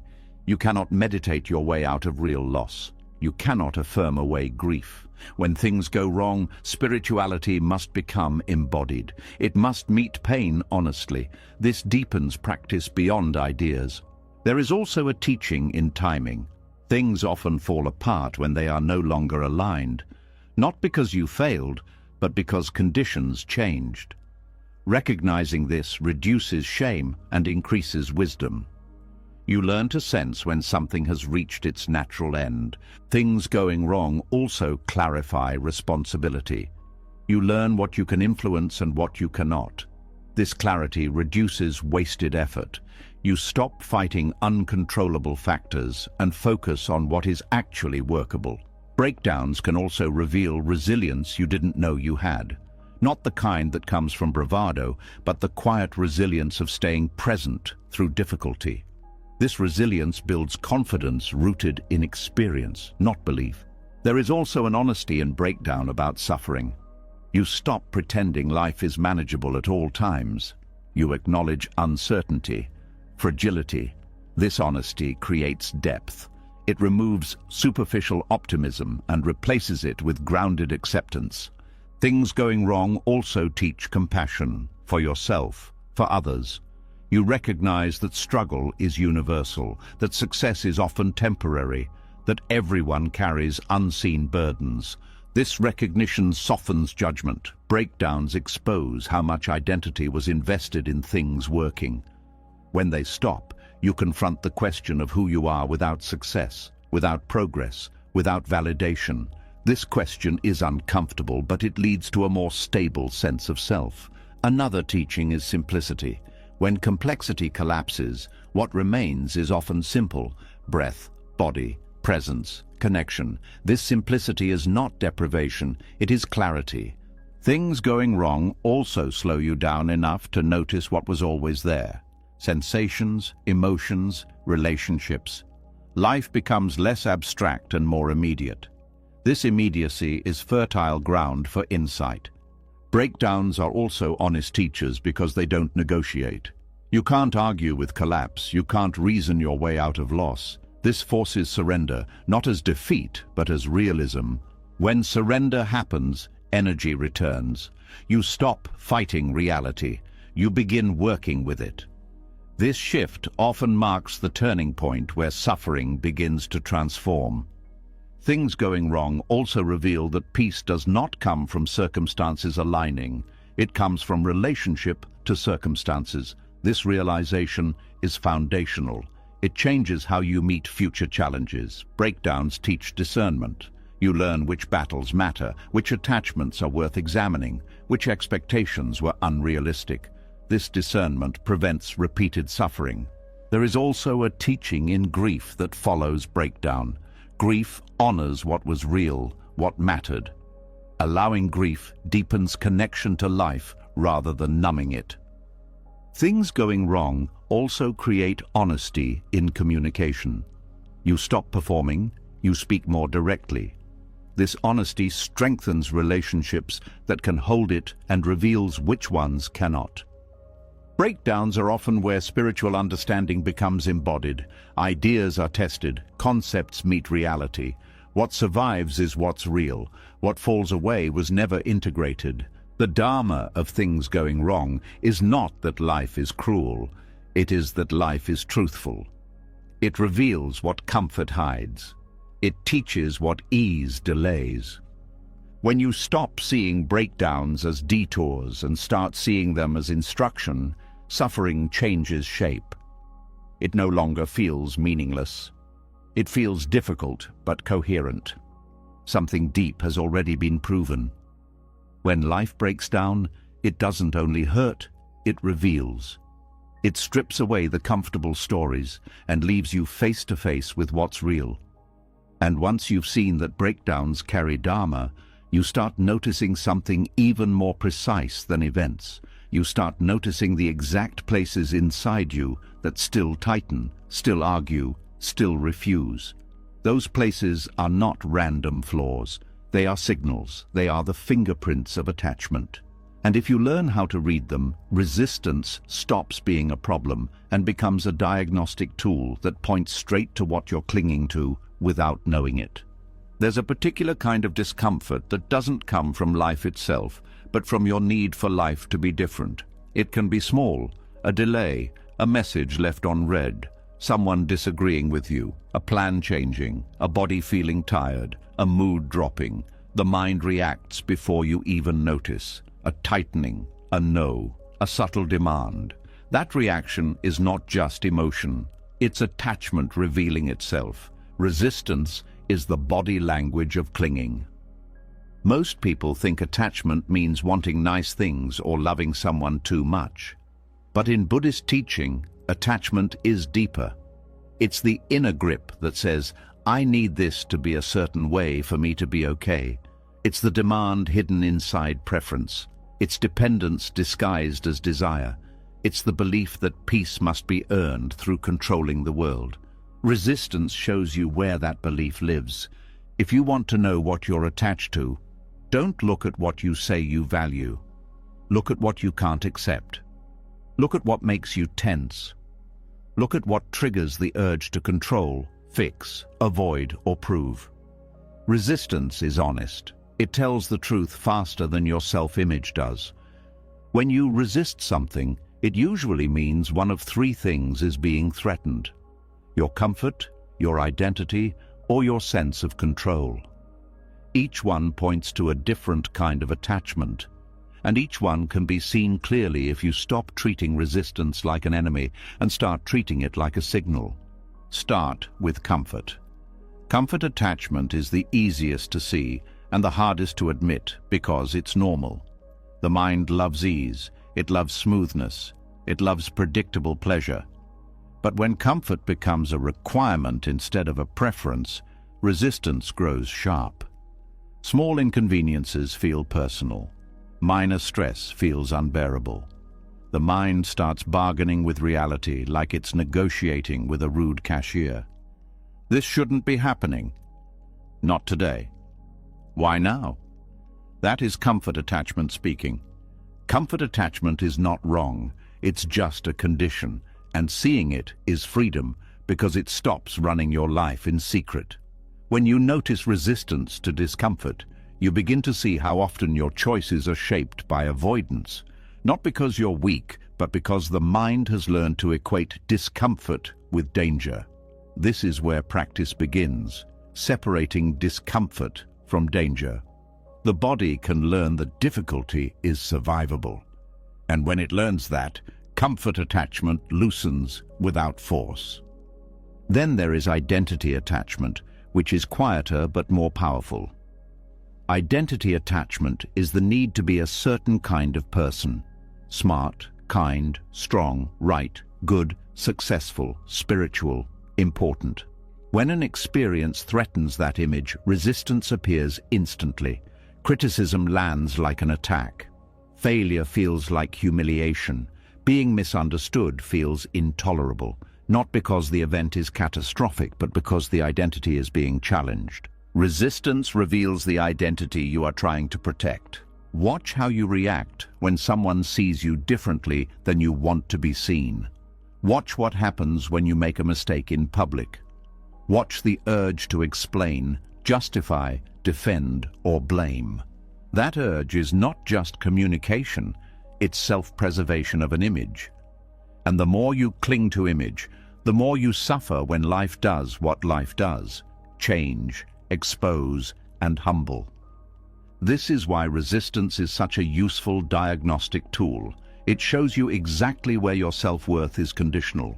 It shows you which identities you are using as armor, And once you see that, you can begin to live from something deeper than performance. Then there is control attachment. Control attachment is the mind's constant need to manage outcomes, to predict, to guarantee, to secure. This attachment creates resistance to uncertainty. Even good uncertainty can feel stressful because it removes the illusion of knowing. Control attachment often hides behind planning, overthinking, and being responsible, but the emotional signature is clear. Tension when the future is not locked in. Resistance to uncertainty reveals attachment to certainty. Notice how the mind behaves when you don't know what will happen. It creates scenarios. It tries to solve problems that haven't arrived. It rehearses conversations that may never occur. It scans for threats. This scanning is not intelligence, it's attachment. It's the belief that peace comes from knowing. Buddhism points out that certainty is not a stable home. Everything changes. So the mind's addiction to certainty creates a constant fight with the nature of life. That fight is resistance. And the more you fight uncertainty, the more anxious you become. The path is not gaining perfect control. The path is learning to stay steady inside, not knowing. Here is where resistance becomes a mirror. It reflects your hidden contract with life. The contract says, "I will be okay if life obeys." But life doesn't sign that contract. Life moves. So resistance is what happens when your contract is violated. Seeing this is not depressing. It's liberating, because you stop negotiating with a contract that was never real. Resistance also reveals attachment to emotional states. Many people are attached to being calm, happy, motivated, or inspired. They treat these states like proof that life is going well. When a negative emotion arrives, resistance appears. I shouldn't feel this. I'm going backwards. I'm failing. This is attachment to a mood. It turns the mind into a weather controller, and the weather cannot be controlled. When you resist sadness, sadness becomes heavier. When you resist fear, fear becomes panic. When you resist boredom, boredom becomes restlessness. But the deeper issue is not the emotion. It's the attachment to a preferred inner climate. That attachment creates self-judgment every time the mind changes, and the mind always changes. Resistance reveals what you demand from yourself emotionally. This is an important diagnostic. If your resistance spikes when you feel low, you may be attached to being fine. If your resistance spikes when you feel vulnerable, you may be attached to appearing strong. If your resistance spikes when you feel anger, you may be attached to being good. Each one points to a belief that certain emotions are not allowed. That belief fragments the mind and multiplies suffering. Another form of attachment revealed by resistance is attachment to other people's behavior. You may say you accept others, but your nervous system tells the truth. When someone is slow, you tense. When someone disagrees, you burn. When someone doesn't respond, you spiral. That reaction is attachment to a script. People should behave in a way that keeps me comfortable. Resistance shows where your peace depends on others. This doesn't mean you tolerate harm. It means you see the difference between boundary and control. A boundary says, "This is what I will do to protect my well-being." Control says, "You must change so I can relax." Resistance often signals that you're trying to control what you actually need to set boundaries around. When you see this, action becomes cleaner, less resentment, more clarity. Resistance can also reveal attachment to being understood. This is a painful one because it feels noble. You want to be seen, you want to be known, but when this becomes a requirement, misunderstanding becomes unbearable. You over-explain, you chase validation, you replay conversations. The mind tries to force clarity into someone else's mind. That's control attachment wearing the costume of connection. When resistance appears around being misunderstood, it often points to a deeper fear. If they don't understand me, I will be alone. That is attachment to belonging, not wrong, human. But when unconscious, it drives suffering. Resistance reveals where belonging feels unsafe. Another place resistance reveals attachment is in time. People are attached to timelines. By now I should have healed. By now I should be successful. By now I should be over it. This attachment turns life into a scoreboard, and whenever reality doesn't match the timeline, resistance appears as frustration and shame. Time attachment is a demand that growth follow your schedule, but growth follows conditions, not deadlines. Healing follows readiness, not calendar dates. Buddhism teaches patience not as passive waiting, but as understanding how causes ripen. When you resist timing, you suffer twice. Once from the difficulty, and again from the belief that it shouldn't be taking this long. Resistance also reveals attachment to being in the right story. People cling to narratives. I'm the one who tries. I'm the responsible one. I'm the victim. I'm the helper. I'm the strong one. When life threatens the story, resistance flares. You defend the narrative. You reinterpret events to keep the identity stable. This is not honesty. This is clinging. Resistance shows you the story you're protecting. A powerful practice is to catch the exact moment resistance arises and ask a simple question. What am I afraid will happen if I accept this?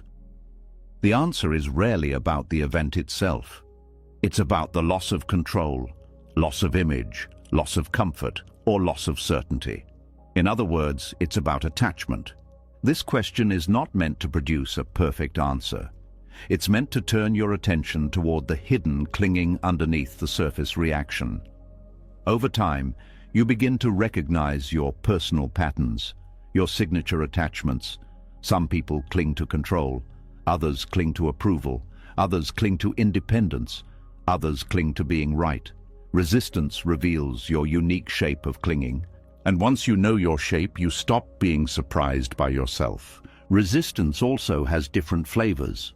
There is hot resistance, like anger and agitation. There is cold resistance, like numbness and withdrawal. There is mental resistance, like overthinking and doubt. There is behavioral resistance, like procrastination and avoidance. Each flavor points to a different attachment strategy. Hot resistance often protects power and boundaries, but when unconscious, it protects ego pride. Cold resistance often protects vulnerability, but when unconscious, it protects fear of feeling.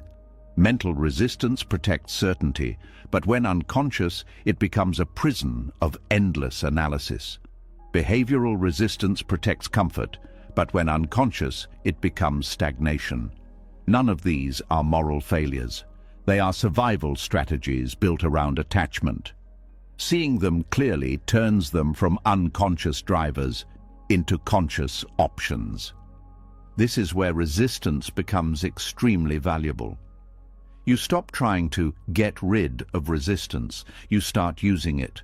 You treat it like a diagnostic light on a dashboard. When the light turns on, you don't smash the dashboard. You look under the hood. You ask what condition is asking for attention. The moment you relate to resistance this way, shame drops away. You are no longer a bad person for resisting. You are simply learning where you cling, and clinging is the most human thing there is. Buddhism doesn't call you sinful for clinging, it calls you asleep, and it offers a way to wake up, see the clinging, feel the urge, soften the grip, and return to reality without violence. Another crucial part of diagnosis is noticing the body. Attachment doesn't only exist as thoughts, it exists as somatic tightening. When resistance arises, the body often contracts before the mind explains. The stomach tightens, the throat closes, the breath becomes shallow, the shoulders rise. These are not just physical reactions, they are the body's version of clinging. The body is trying to hold reality still. When you learn to notice this contraction early, you catch attachment at the root, not in the story, but in the sensation. This is powerful because stories can be convincing. The body is simpler. It tells you, gripping is happening now. From there, you can do something very direct. You can soften the jaw, relax the belly, Lengthen the exhale, not to fix the situation, but to stop feeding attachment with tension. The mind learns through the body that letting go is possible. Resistance also reveals attachment through language. Listen to your inner phrases. I need, I can't. They should. This must. I always. It will never. These absolute statements are often attachment speaking. They create a narrow world. They demand certainty. They freeze reality into fixed conclusions. When you notice these phrases, you notice clinging in real time. A clean diagnostic is this. Whenever you feel the word must inside you, attachment is nearby.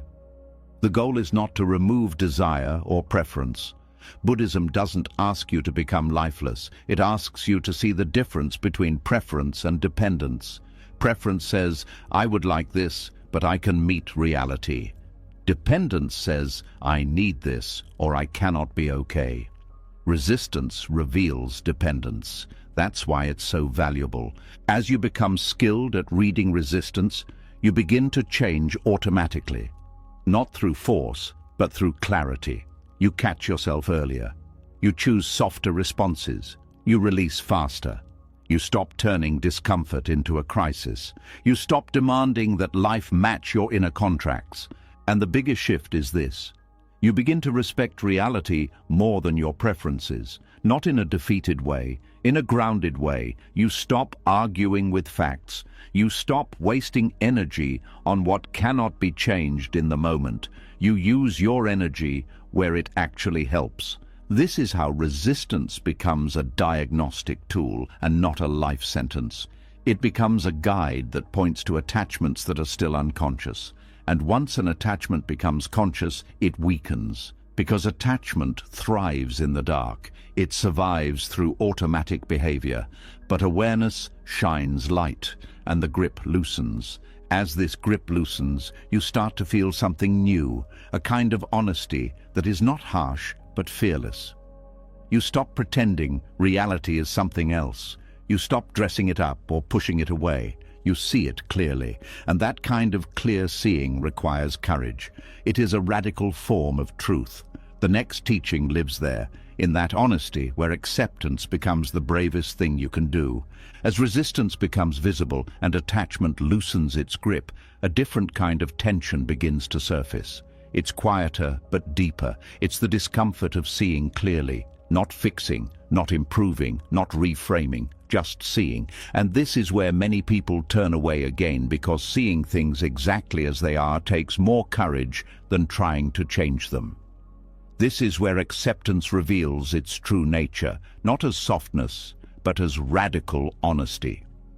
Acceptance is often misunderstood as comfort, as relief, as a gentle exhale after struggle. But real acceptance is not always comfortable. Sometimes it is sharp. Sometimes it is sobering. Sometimes it removes illusions you were leaning on. Acceptance asks you to stop editing reality to protect your feelings. It asks you to look without filters, and that takes strength. Changing things can feel empowering. You act, you plan, you try. There is movement, there is hope, but acceptance asks for something different. It asks you to pause the movement long enough to see what is actually happening. Not what you want to believe is happening, not what you hope will happen next, what is happening now.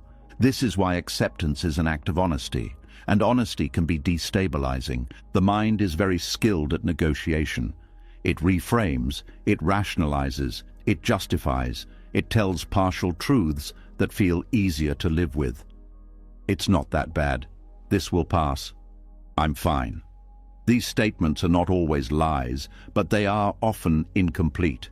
Acceptance asks for completeness. It asks you to acknowledge the full picture, including the parts that make you uncomfortable. Radical honesty begins when you stop lying to yourself about what hurts. This doesn't mean exaggerating pain. It means naming it accurately, saying this is painful, saying I'm scared, saying I'm lonely, saying I don't know. These are not weak statements, they are truthful ones, and truth stabilizes the mind more than false positivity ever could. Acceptance is radical because it removes excuses. When you see things clearly, you can no longer hide behind confusion. You can no longer pretend you don't know what you know. This clarity can feel heavy at first because it brings responsibility, not blame, responsibility. Seeing that a relationship is unhealthy hurts more than pretending it's fine. Seeing that you are burned out hurts more than staying busy. Seeing that you are avoiding grief hurts more than distracting yourself. But once you see these things, you are no longer trapped by them. You are informed. This is why acceptance is not passive. It is active perception. Most people try to change their feelings before understanding them. They want relief before truth. Acceptance reverses that order. It says, let's be honest first. And honesty often brings discomfort before relief. There is also courage required to accept limitations. Physical limits, emotional limits, situational limits. The mind prefers limitless potential. It resists the idea that some things cannot be changed right now. Acceptance acknowledges limits without collapsing into despair. It says, this is the current boundary, and from that boundary, realistic action becomes possible. Denial creates false hope. Acceptance creates grounded hope. Radical honesty also applies to desire. Accepting what you want can be uncomfortable, especially if it conflicts with your self-image. You may want rest, but identify as productive. You may want connection, but identify as independent. You may want change, but fear disruption. Acceptance asks you to admit desire without shame. This admission is freeing. When you deny desire, it controls you unconsciously. When you accept desire, you can relate to it wisely. Acceptance also requires honesty about emotions that don't fit your narrative. Anger when you think you should be kind. Envy when you think you should be content. Boredom when you think you should be grateful. These emotions don't disappear because they are inconvenient. Acceptance allows them to exist without turning them into identity. This honesty prevents self-deception. You stop pretending to be calmer than you are, more healed than you are, more evolved than you are. And paradoxically, this honesty accelerates growth. Another form of radical honesty is acknowledging impermanence, accepting that things you love will change, that roles will end, that certainty is temporary. The mind resists this truth because it threatens stability. But resisting impermanence doesn't make life safer, it makes loss more painful. Acceptance doesn't eliminate grief, it prepares you for it. There is also honesty in seeing patterns without self-judgment. You notice how you react, how you avoid, how you cling, without calling yourself broken. This neutral observation is radical because the mind is addicted to moralizing. Acceptance observes without condemnation. Condemnation feels like accountability, but it's actually avoidance. It avoids seeing clearly by collapsing into shame. Acceptance stays upright. It looks directly. Radical honesty also means accepting ambiguity. Not everything has a clear explanation. Not every feeling has a neat origin. Not every problem has an immediate solution. The mind wants closure. Acceptance allows openness. This openness reduces pressure. When you stop forcing meaning, meaning emerges naturally. Acceptance requires courage because it removes the fantasy of control. You see what you can influence and what you cannot. This clarity can feel humbling, but humility is stabilizing. You stop overreaching. You stop blaming yourself for outcomes beyond your control. There is honesty in acknowledging effort without guaranteeing results. You can do your best and still fail. Acceptance allows you to hold this truth without collapse. You stop equating worth with success. Radical honesty also applies to healing, accepting that healing is uneven, that progress is not linear, that old patterns can resurface. This honesty prevents despair. You stop demanding perfection from yourself. When you accept your current stage, you work with it instead of against it. Acceptance is also honest about fear. Instead of pretending you're brave, you admit fear and act anyway when needed.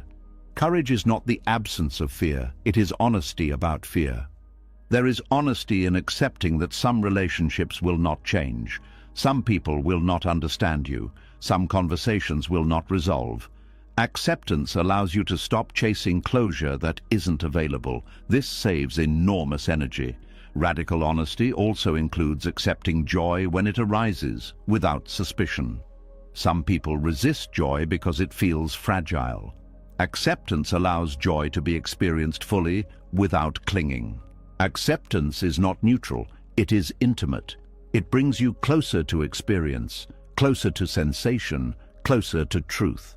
This closeness can feel intense, but it is also grounding.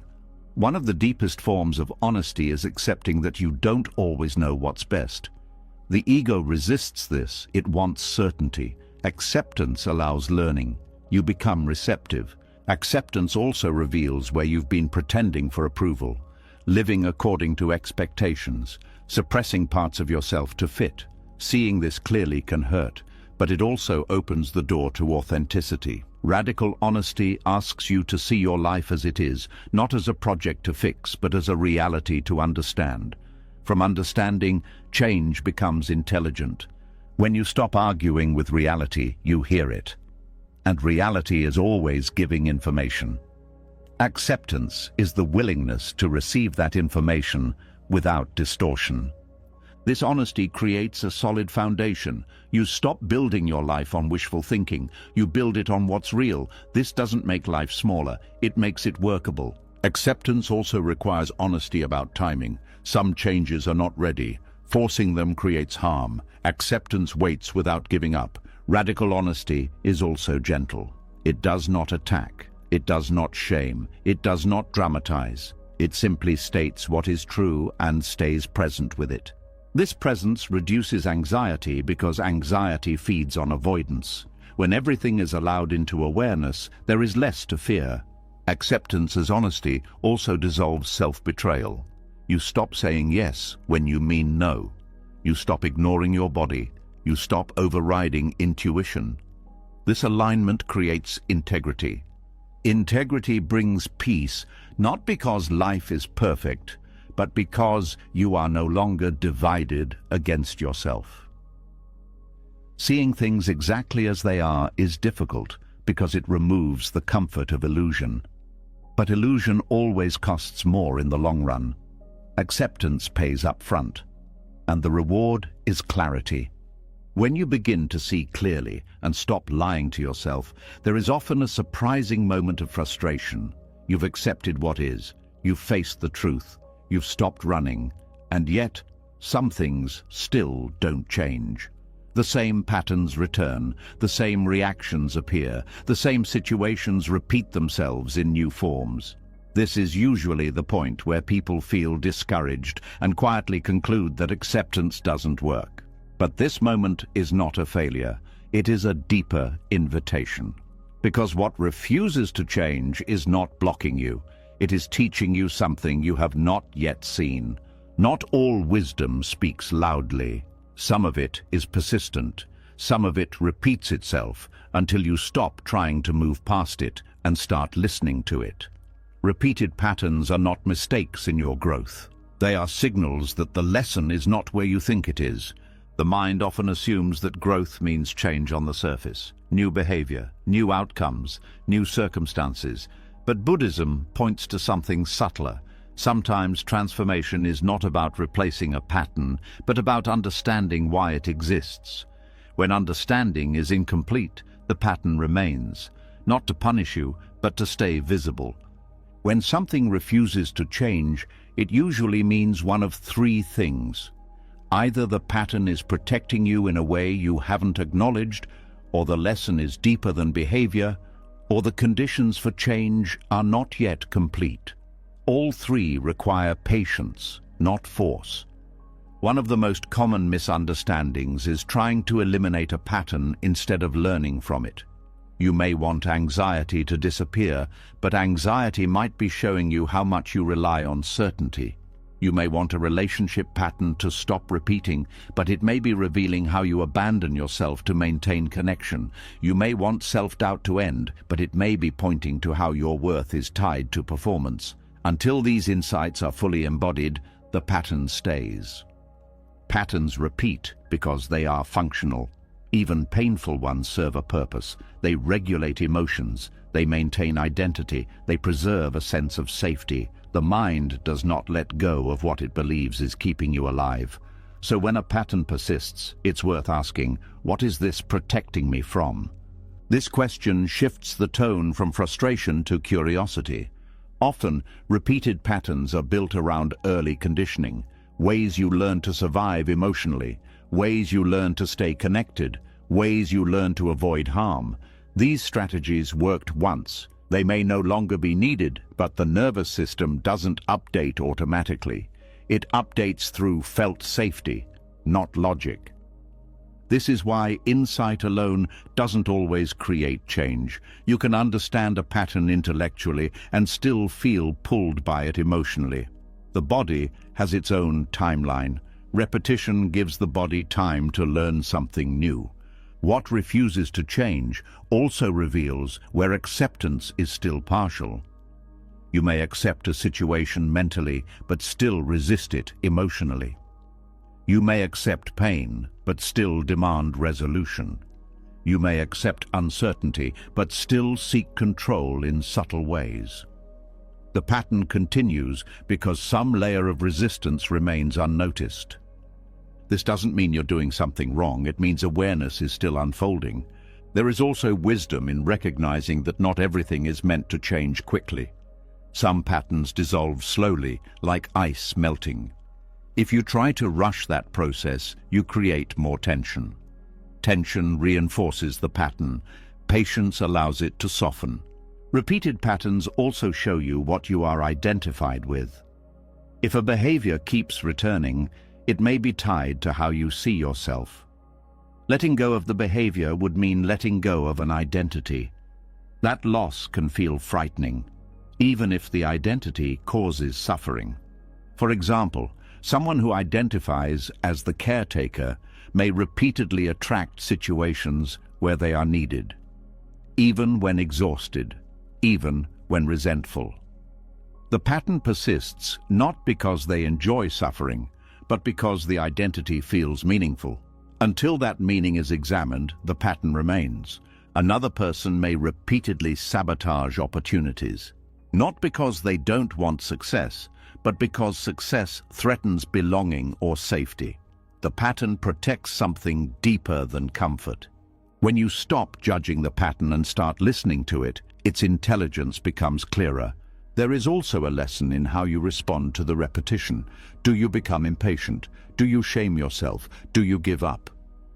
These responses add a second layer of suffering. The original pattern may be neutral. Your reaction to it determines how painful it feels. Buddhism teaches that suffering is not just about what happens, but about how the mind meets what happens. Repeated patterns test this teaching. They ask whether you can stay present without demanding progress. Progress is often quieter than you expect. Sometimes the pattern doesn't change, but your relationship to it does.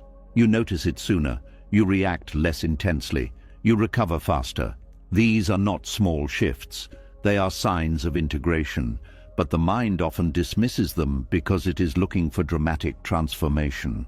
What refuses to change may also be showing you where compassion is needed, toward yourself, toward your history, toward the parts of you that learn to cope in difficult conditions. Forcing change without compassion recreates inner violence. Compassion creates safety. Safety allows release. There is also wisdom in recognizing when effort is the wrong tool. Some patterns persist because you are trying to fix them instead of understanding them. Effort can harden resistance. Understanding softens it.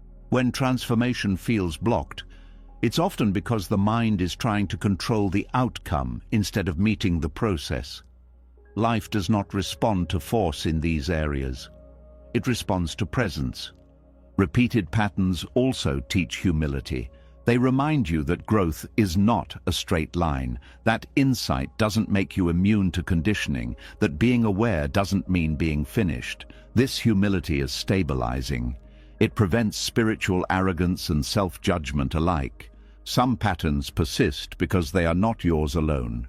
They belong to family systems, cultural conditioning, collective trauma. You may be carrying something larger than your personal story. Seeing this reduces self-blame and opens space for wiser engagement. What refuses to change can also be pointing to an unmet need. A need for rest, for safety, for expression, for connection. Until the need is acknowledged and addressed, the pattern remains as a signal. For example, procrastination may not be laziness. It may be exhaustion. Avoidance may not be fear. It may be overwhelm. Numbness may not be indifference. It may be overload. When you meet the underlying need, the pattern loosens without struggle. Repeated patterns also reveal where you are ahead of yourself. Wanting transformation faster than integration can happen. Wanting closure before understanding. Wanting peace before truth.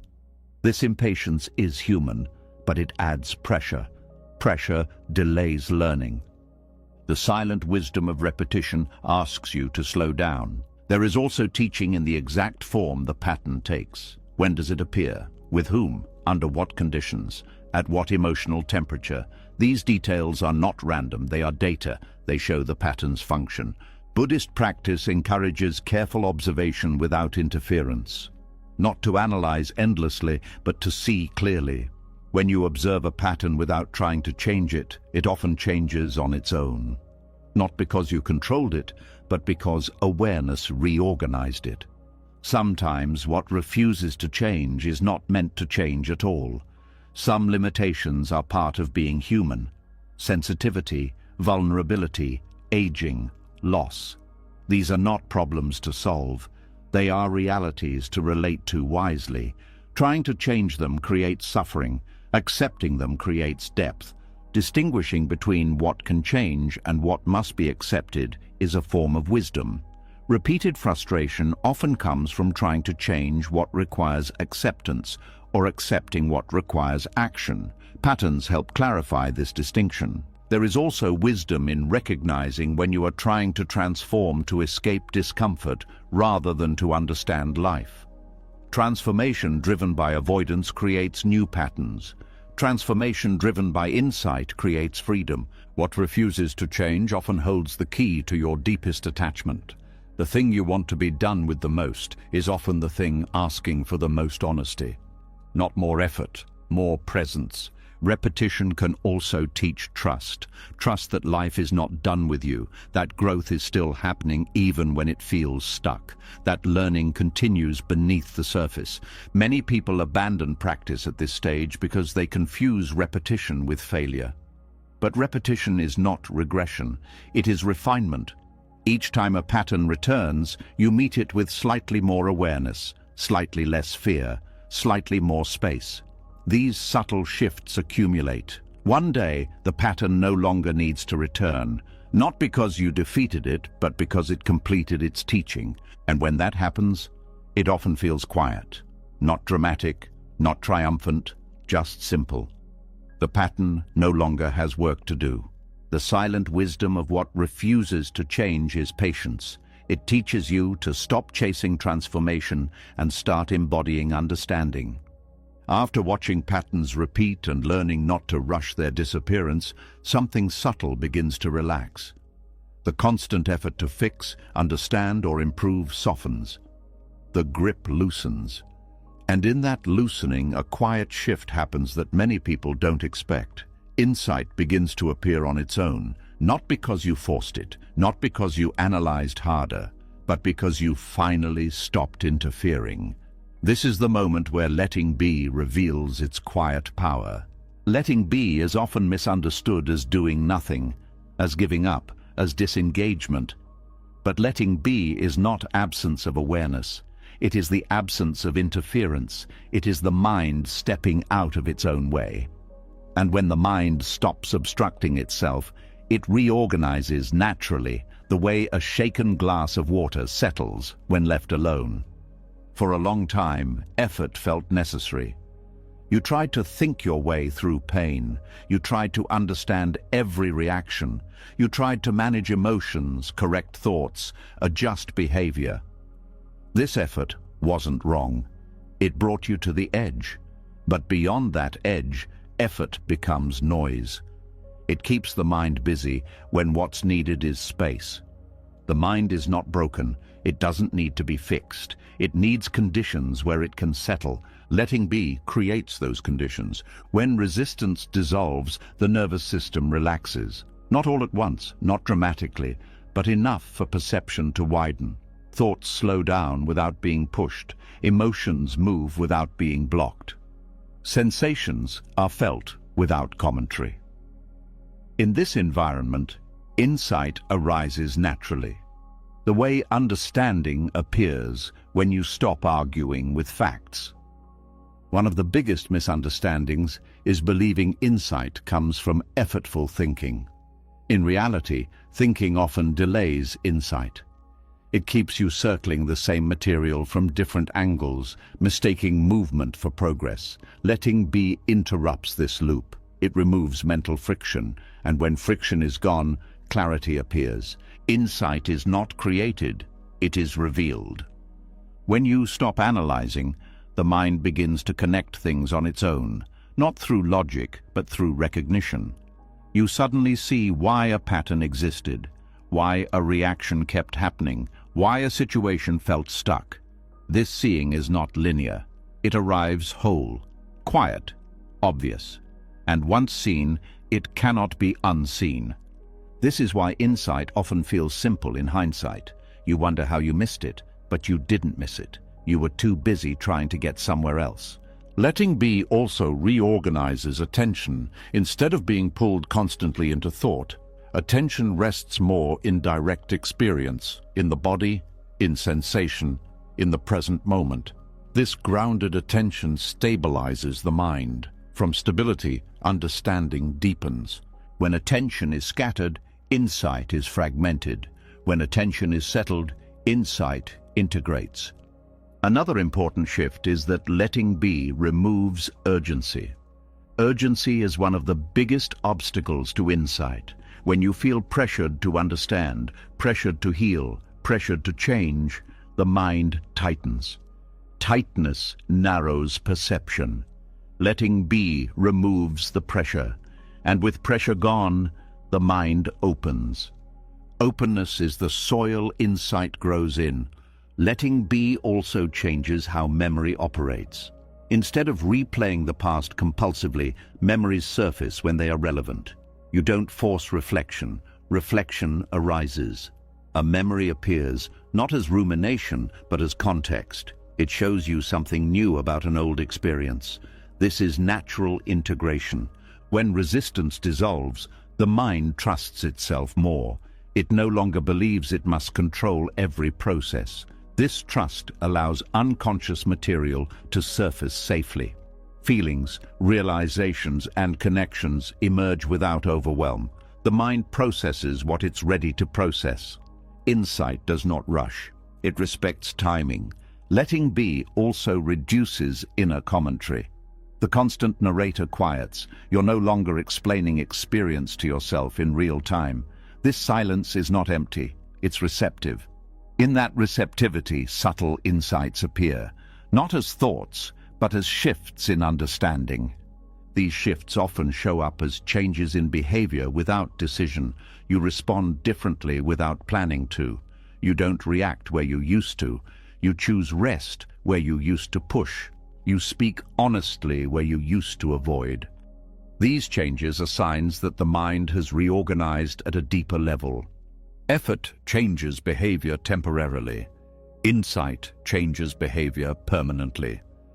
Letting be also reveals the intelligence of the mind-body system.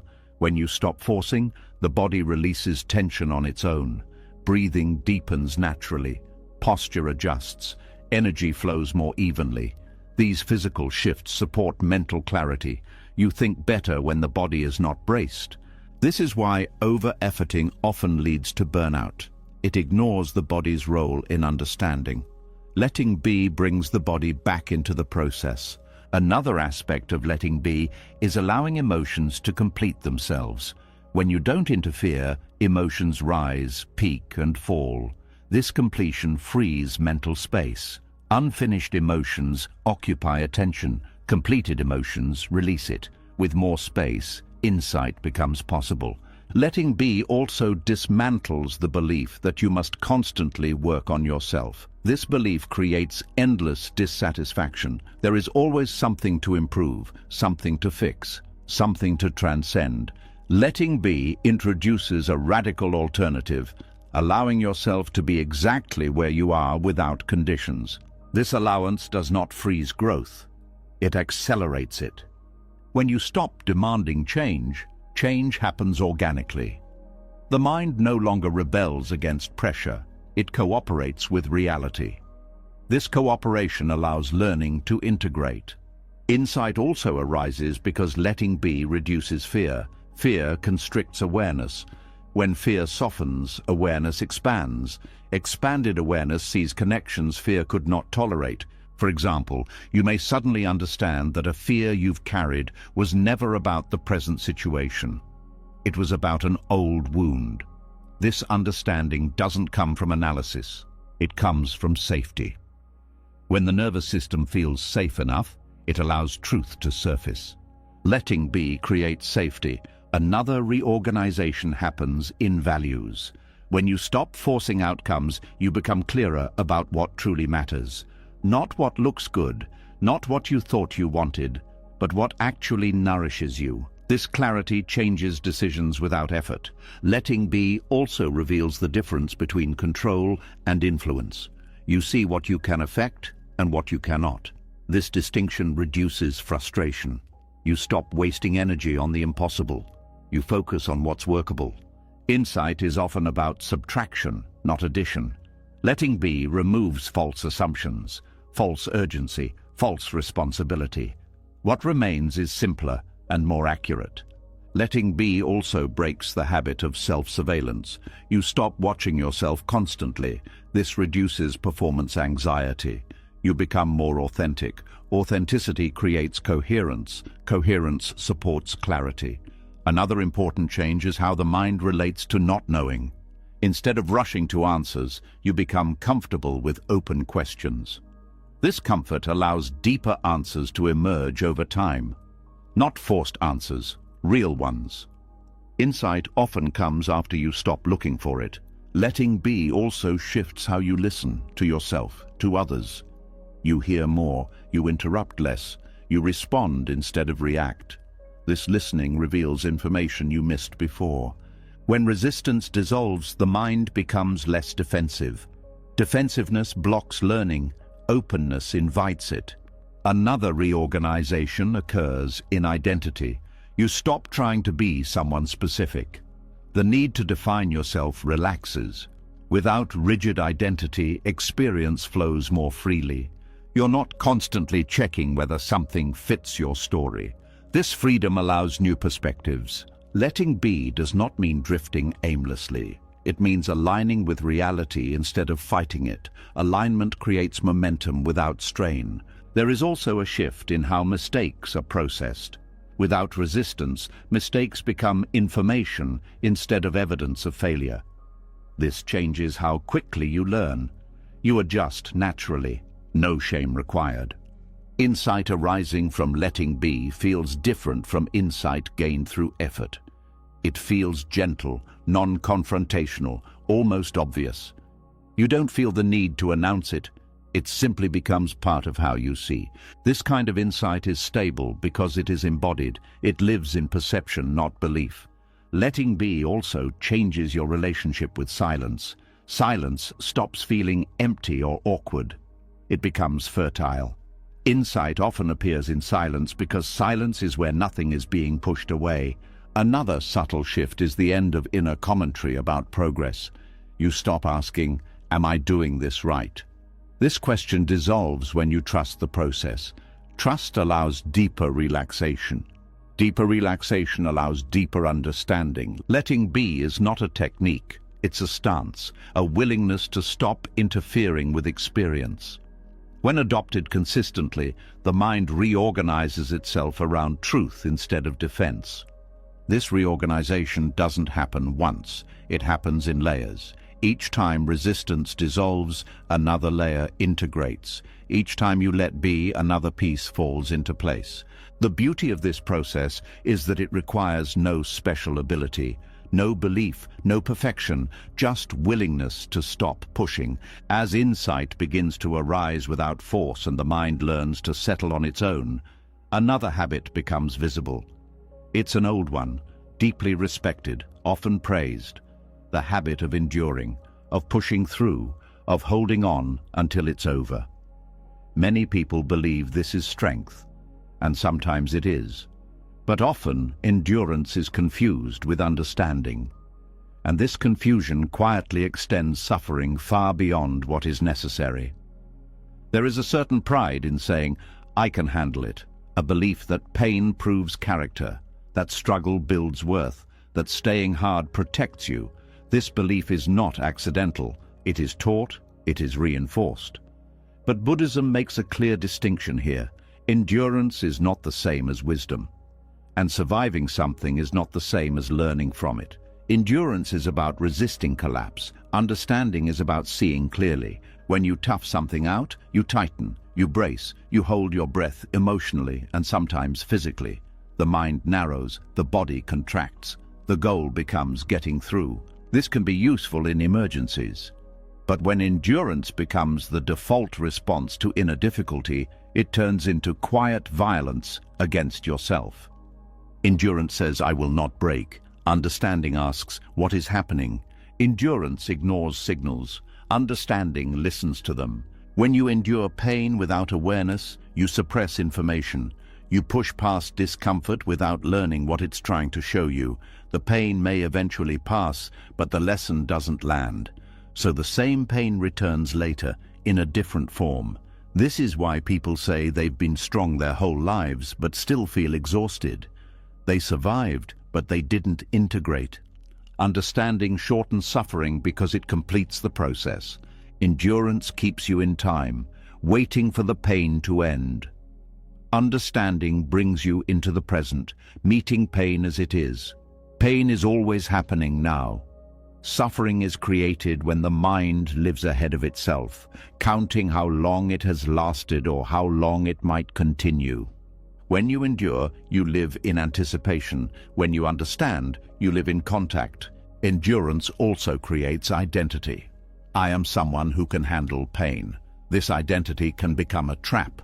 It discourages rest. It discourages asking for help. It discourages vulnerability. Over time, it isolates you from yourself and others. Understanding dissolves this identity. It replaces it with responsiveness. Understanding does not mean weakness, it means precision. There is also a difference in how the body responds. Endurance keeps the nervous system in a low-level fight-or-flight state. Even when you're calm on the surface, the body is braced. Muscles stay tight, breathing stays shallow. Over time, this creates chronic tension and fatigue. Understanding allows the body to soften. Softening does not mean collapsing. It means releasing unnecessary effort. This release frees energy for healing and insight. Another difference lies in how emotions are processed. Endurance suppresses emotion. It tells fear, grief, or anger to wait. Understanding invites emotion into awareness without judgment. This invitation allows emotion to move and complete itself. Suppressed emotion lingers. Understood emotion passes. Endurance often delays grief. Understanding allows grief to be felt. Delayed grief doesn't disappear. It shows up later as numbness, irritability, or despair. Allowing grief shortens its lifespan. Understanding also changes how memory is stored. Endured pain becomes trauma. Understood pain becomes experience. Trauma is pain that was not integrated. Experience is pain that was met with awareness. This is why two people can go through similar events and be shaped very differently. One endures and carries the weight for years. The other understands and carries wisdom instead. Endurance focuses on control. Understanding focuses on relationship. You cannot control pain away, but you can relate to it wisely. Relationship transforms experience. Control intensifies conflict. Endurance also tends to ignore boundaries. You push past limits because stopping feels like failure. Understanding respects limits. It knows when rest is needed, when action is needed, when support is needed.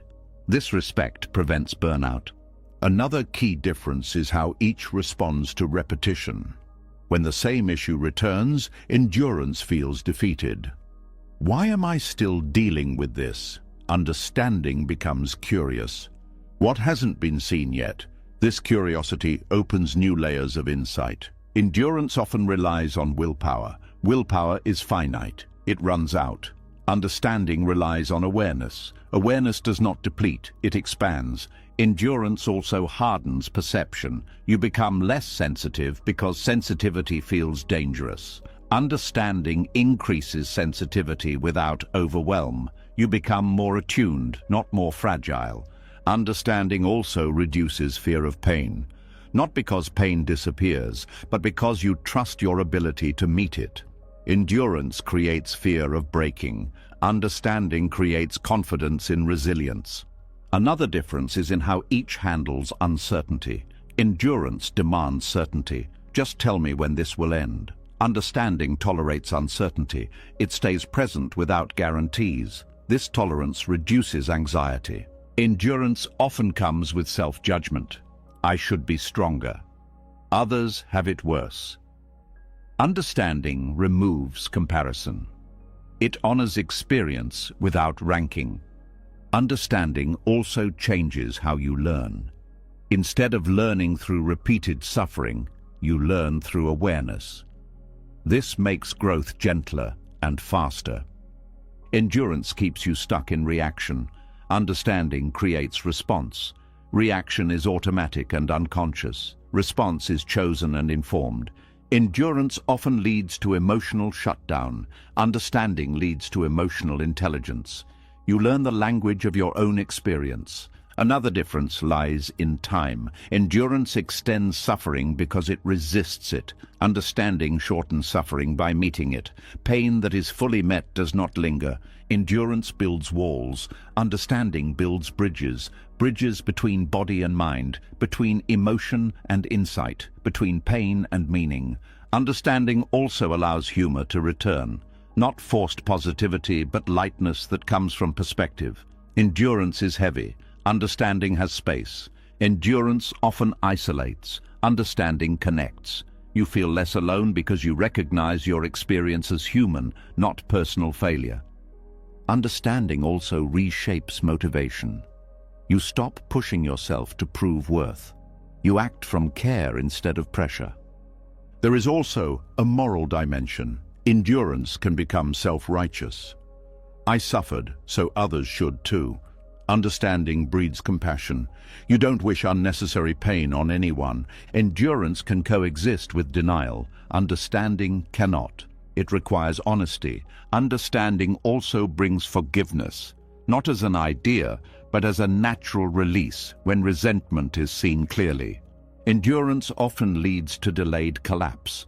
Understanding prevents collapse by addressing strain early.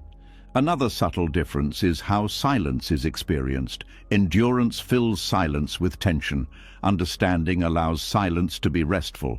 Understanding also sharpens discernment. You learn when to stay and when to leave, when to speak and when to be quiet. Endurance keeps you stuck in extremes. Understanding does not mean you never endure. There are moments where endurance is necessary, but endurance without understanding is incomplete. It must be followed by reflection, feeling, and integration. When endurance becomes your identity, suffering becomes your companion. When understanding becomes your practice, suffering becomes your teacher. This is why mindful acceptance shortens suffering. It doesn't resist pain. It doesn't dramatize it. It meets it fully.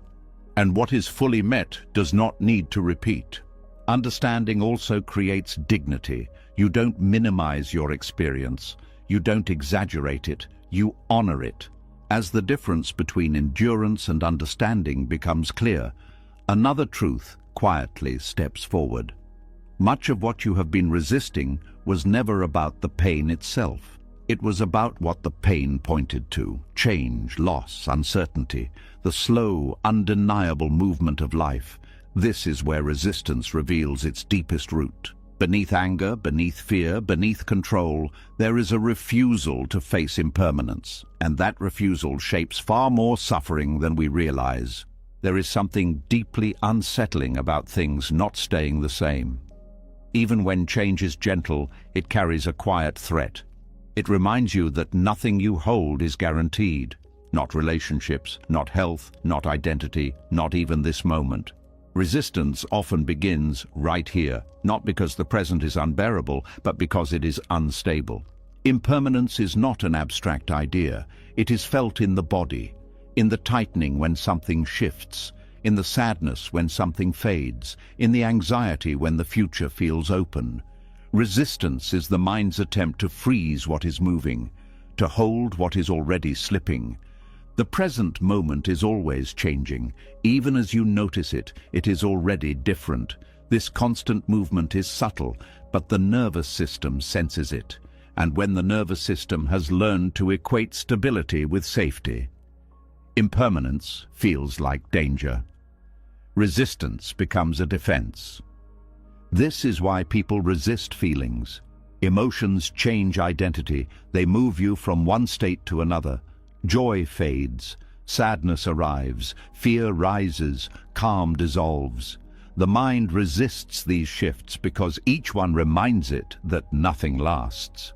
Resistance tries to lock in preferred states and push away unwanted ones, but both actions are rooted in the same fear. Fear of impermanence is not dramatic. It shows up quietly, in clinging, in hesitation, in postponing grief, in avoiding endings, in staying in situations that no longer fit. Resistance whispers, if I don't look, maybe it won't change. But change does not wait for permission. Loss is one of the clearest teachers of impermanence. When something or someone leaves, resistance often flares. This shouldn't have happened. It's not fair. I wasn't ready. These reactions are human, but beneath them is a deeper refusal, the refusal to accept that all forms dissolve. Grief hurts because attachment met impermanence directly. Resistance tries to turn grief into something else: distraction, numbness, anger, busyness. But grief is not the enemy. Grief is love encountering change. Resistance to grief is resistance to the truth that love cannot protect against loss. The fear of death is the deepest expression of impermanence. You may not think about death often, but the fear shapes many behaviors. The drive to achieve, to be remembered, to stay busy, to avoid stillness. Resistance to the present moment is often resistance to the reminder that time is moving. When the mind resists the present, it usually jumps into the future or the past, planning, regretting, replaying. These movements feel safer than staying here, where change is undeniable. The present moment has no guarantees. The future feels like it might. Resistance also shows up as clinging to identity. This is who I am. But identity is not stable. It shifts with age, experience, and circumstance. When identity changes, resistance appears. You mourn who you were. You fear who you might become. Acceptance asks you to let identity be fluid. Resistance tries to keep it fixed. Impermanence threatens control. If things change, control weakens. Resistance becomes an attempt to manage outcomes, but outcomes are not stable. The more you try to control change, the more anxious you become. This anxiety is not caused by impermanence, it is caused by fighting it. Buddhism teaches that impermanence is not a flaw in life. It is life. Everything that arises passes. This includes pain. This includes joy. This includes you. When this truth is resisted, suffering multiplies. When it is accepted, life becomes lighter. Resistance often shows up as nostalgia, longing for how things were. This longing can be sweet, but when it becomes a refusal to live now, it creates suffering. Nostalgia freezes life in memory and rejects the living present. Another form of resistance to impermanence is perfectionism. The belief that if everything is just right, it can stay that way. Perfectionism is not about excellence. It is about fear of change. It creates constant tension because perfection cannot hold against time. Resistance also appears as urgency, the rush to secure happiness before it disappears, the pressure to achieve before it's too late. This urgency steals presence. It makes life feel like a race against decay. Acceptance removes the race. It allows life to unfold at its own pace. When you resist impermanence, you often resist rest. Rest slows time. It brings awareness back to the body. The body ages. The body changes. Rest makes this visible. Busyness hides it. Resistance chooses busyness. There is also resistance in refusing to grieve small losses, missed opportunities, faded friendships, changing seasons. These losses accumulate when unacknowledged. They create background sadness. Accepting impermanence means allowing yourself to grieve continuously, gently, instead of all at once. Resistance to impermanence also affects how you love. You may hold back, fearing loss, or you may cling, fearing separation. Both are attempts to manage impermanence. True love does not deny change. It exists fully within it. The present moment asks for courage because it offers no permanence. It offers experience, not stability. Resistance says, "Give me certainty first." Acceptance says, "I will meet what is here." When you reject the present moment, you are often rejecting the reminder that this moment will never happen again. That reminder can feel heavy, but it can also be precious. Impermanence gives value to experience. Without it, nothing would matter. Resistance to impermanence also fuels anger. Anger often arises when reality changes without consent. Someone leaves, a plan fails, a body breaks. Anger tries to restore a sense of control. It says, "This should not be happening." Acceptance says, "This is happening." This doesn't mean you don't act. It means you act from clarity, not denial. Another subtle resistance is hope used as escape. Hope can be healthy, but it can also be a way to avoid now. Things will get better. Maybe they will, but now still exists. And now is where life happens. Resistance also appears in spiritual bypassing, using ideas of transcendence to avoid facing change. Impermanence is not transcended, it is realized, it is embodied. Avoiding it keeps suffering alive. When impermanence is accepted, fear loosens. Not because loss disappears, but because you stop being surprised by it. You expect change. You meet it with less shock. This preparedness is not pessimism, it is realism. Accepting impermanence also softens attachment. You still care, you still love, but you hold more gently. You appreciate without clinging. This reduces suffering without dulling joy. Resistance to impermanence keeps you living in anticipation or regret. Acceptance brings you back to presence. Presence is the only place where peace can exist. Impermanence also teaches humility. You realize you are part of a larger flow, not in control, but not powerless either. You participate instead of dominate. This participation feels lighter. When you stop resisting impermanence, you stop demanding permanence from what cannot provide it. This single shift reduces enormous suffering. You begin to allow endings. Conversations end, days end, phases end, relationships change. You stop clinging to continuity. You let life move. Acceptance of impermanence also deepens gratitude. Not forced gratitude, but natural appreciation. You value moments because they are fleeting. You pay attention because nothing repeats. Resistance to impermanence narrows life. Acceptance expands it. This acceptance does not remove sadness. It makes sadness clean. It does not remove fear. It makes fear workable. It does not remove death. It makes life more alive. The present moment is fragile. That fragility is not a problem. It is the reason to be here. As resistance to impermanence softens, the mind often reaches for one last line of defense. It doesn't look like anger. It doesn't look like fear. It looks like a question that feels reasonable, even deep. Why me? It rises quietly in moments of pain, loss, illness, betrayal, or collapse. And although it sounds like a search for meaning, it often carries a hidden cost.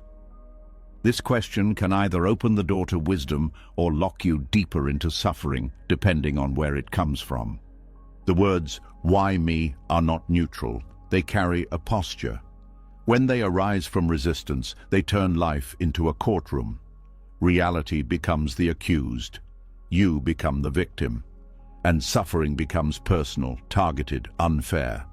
This posture feels natural, but it quietly multiplies pain. The moment the mind asks, "why me?" from resistance, it assumes something has gone wrong. It assumes the event should not have happened. It assumes there was an alternative version of reality where you were spared. These assumptions create a split between what is and what you believe should be. That split is where suffering lives. This question often hides a demand. Why me can mean, why wasn't I protected? Why didn't life choose someone else? Why am I being tested? Underneath, there is a belief that suffering should be distributed differently, more fairly, more selectively. This belief may feel justified, but it places you in opposition to reality. When you ask "why me?" from resistance, you are not seeking understanding. You are seeking exemption. And life does not grant exemptions. This doesn't mean suffering is deserved. It means suffering is not personal. It arises from causes and conditions, not moral judgment. When the mind personalizes suffering, it adds a layer of isolation. You feel singled out, alone, unlucky. This isolation deepens pain. The spiritual cost of "why me?" is that it reinforces identity around suffering. You become the one this happened to. The story tightens. The event hardens into narrative. Narrative solidifies identity. Identity keeps the wound alive. This question also freezes the mind in the past. It keeps you looking backward, searching for reasons, assigning blame, replaying scenarios. The present moment is abandoned, and healing cannot happen outside the present. Another cost is loss of humility. Not humility as weakness, but humility as alignment with reality. When you ask, "why me?" there is often an unspoken belief that you should have been spared, that you were somehow above this. That belief creates dissonance when life proves otherwise. Resistance-based questioning also blocks learning. When the mind is busy arguing with what happened, it cannot listen to what the experience is teaching. The lesson is missed. The pain remains unresolved. There is also a subtle moralization in "why me?" It implies that suffering should follow rules, that good behavior should protect you, that effort should guarantee outcomes. When this belief collapses, the mind scrambles for explanation. It asks, "why me?" instead of asking, "what is here?" The mind prefers explanations over acceptance. Explanations feel like control. Acceptance feels like vulnerability, but explanations often fail to satisfy. They circle endlessly. Acceptance settles. This does not mean inquiry is wrong. Buddhism values inquiry deeply, but there is a difference between inquiry that resists reality and inquiry that opens to it. Inquiry from resistance asks, "why did this happen to me?" Inquiry from acceptance asks, "what is happening now?" One looks for blame or meaning in the past. The other looks for understanding in the present. Inquiry from resistance narrows. Inquiry from acceptance widens. When you ask, "why me?" from resistance, the question often leads to comparisons. Others have it easier. Others don't suffer like this. Comparison isolates. It turns suffering into a competition. This adds resentment to pain. Inquiry from acceptance does not compare. It recognizes suffering as universal, different in form, similar in nature.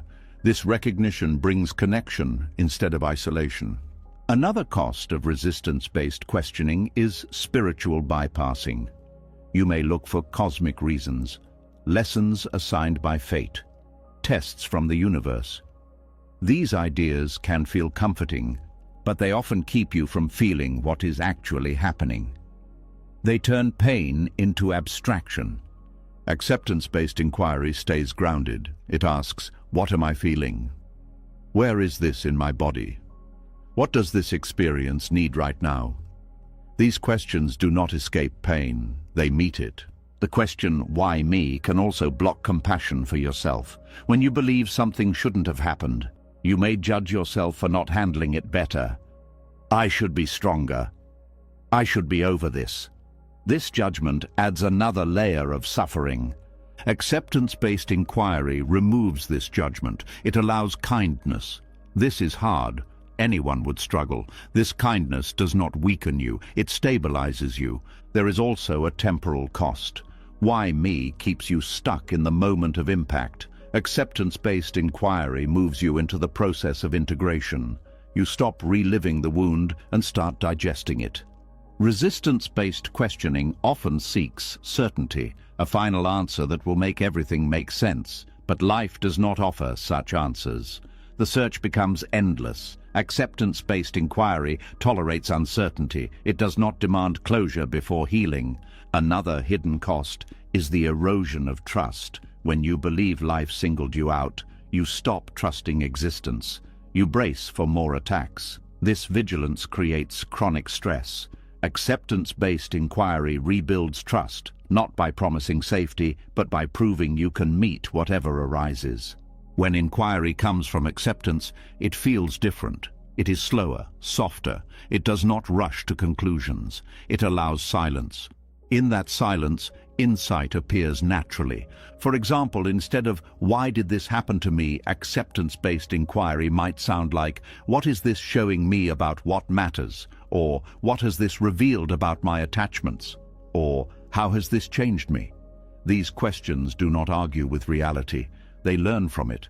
Inquiry from acceptance also shifts responsibility.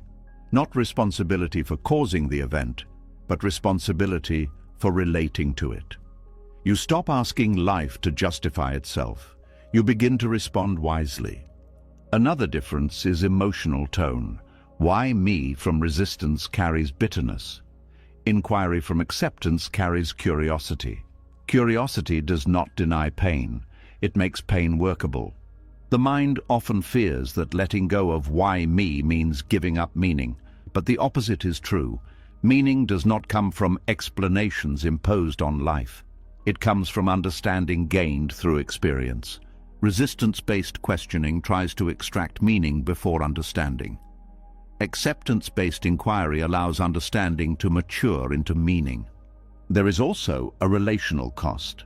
When you are stuck in why me, it can be hard to hear others. Their support may feel inadequate. Their words may irritate. Acceptance-based inquiry opens you to connection. You feel less alone. Another subtle cost is rigidity. The story of why me hardens identity. You become fixed around the wound. Acceptance-based inquiry keeps identity fluid. You are not reduced to what happened to you. This does not mean you forget or minimize pain. It means pain does not become your center.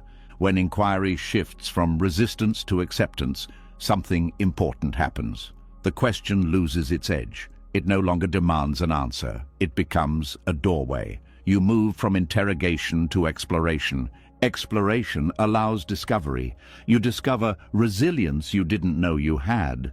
You discover values clarified by loss. You discover depth created by hardship. These discoveries do not justify suffering, they redeem it. Another transformation is how you relate to fairness. Life is not fair. Acceptance does not pretend otherwise. It accepts this truth without bitterness. From this acceptance, compassion arises naturally. You stop expecting life to protect you. You start caring for yourself. Inquiry from acceptance also reveals shared humanity. You see that suffering is not a personal curse. It is a condition of being alive. This realization softens self-pity without invalidating pain. When you stop asking "why me" from resistance, you stop placing yourself at the center of a cosmic narrative. This decentering reduces pressure. You are not being singled out. You are participating in life. This participation brings dignity. You meet experience as it comes, without demanding explanation. You stand with reality instead of against it. The spiritual cost of "why me" is not the question itself. It is the posture behind it. When the posture shifts, the question transforms. Instead of "why me," life becomes "what now?" Instead of accusation, there is engagement. Instead of bitterness, there is clarity. This shift does not erase grief. It changes your relationship to it. Grief becomes something you walk with, not something you fight. When "why me" loosens and inquiry becomes honest instead of defensive, something else becomes painfully obvious. A large part of your suffering has not been coming from events at all. It has been coming from the conversation you keep having with yourself about those events, the endless debate, the constant closing argument, the mental courtroom that never adjourns. And the shocking truth is this: peace doesn't come from winning that argument. Peace comes from ending it. Most people live with an inner commentator that never stops. It argues with reality, argues with the past, argues with the future, argues with the body, argues with emotion. It says, "This shouldn't be happening. I shouldn't feel this. They shouldn't have done that. I should have known better." These sentences don't just describe experience, they fight it, and every fight adds friction. The mind believes these debates are productive. It thinks that if it can explain enough, analyze enough, justify enough, it will finally feel settled. But the debate is not designed to end. It is designed to keep identity and control in place. That's why it repeats. The mind doesn't seek truth in these arguments. It seeks relief through certainty. And certainty is rarely available. Inner argument is a form of resistance that pretends to be problem-solving.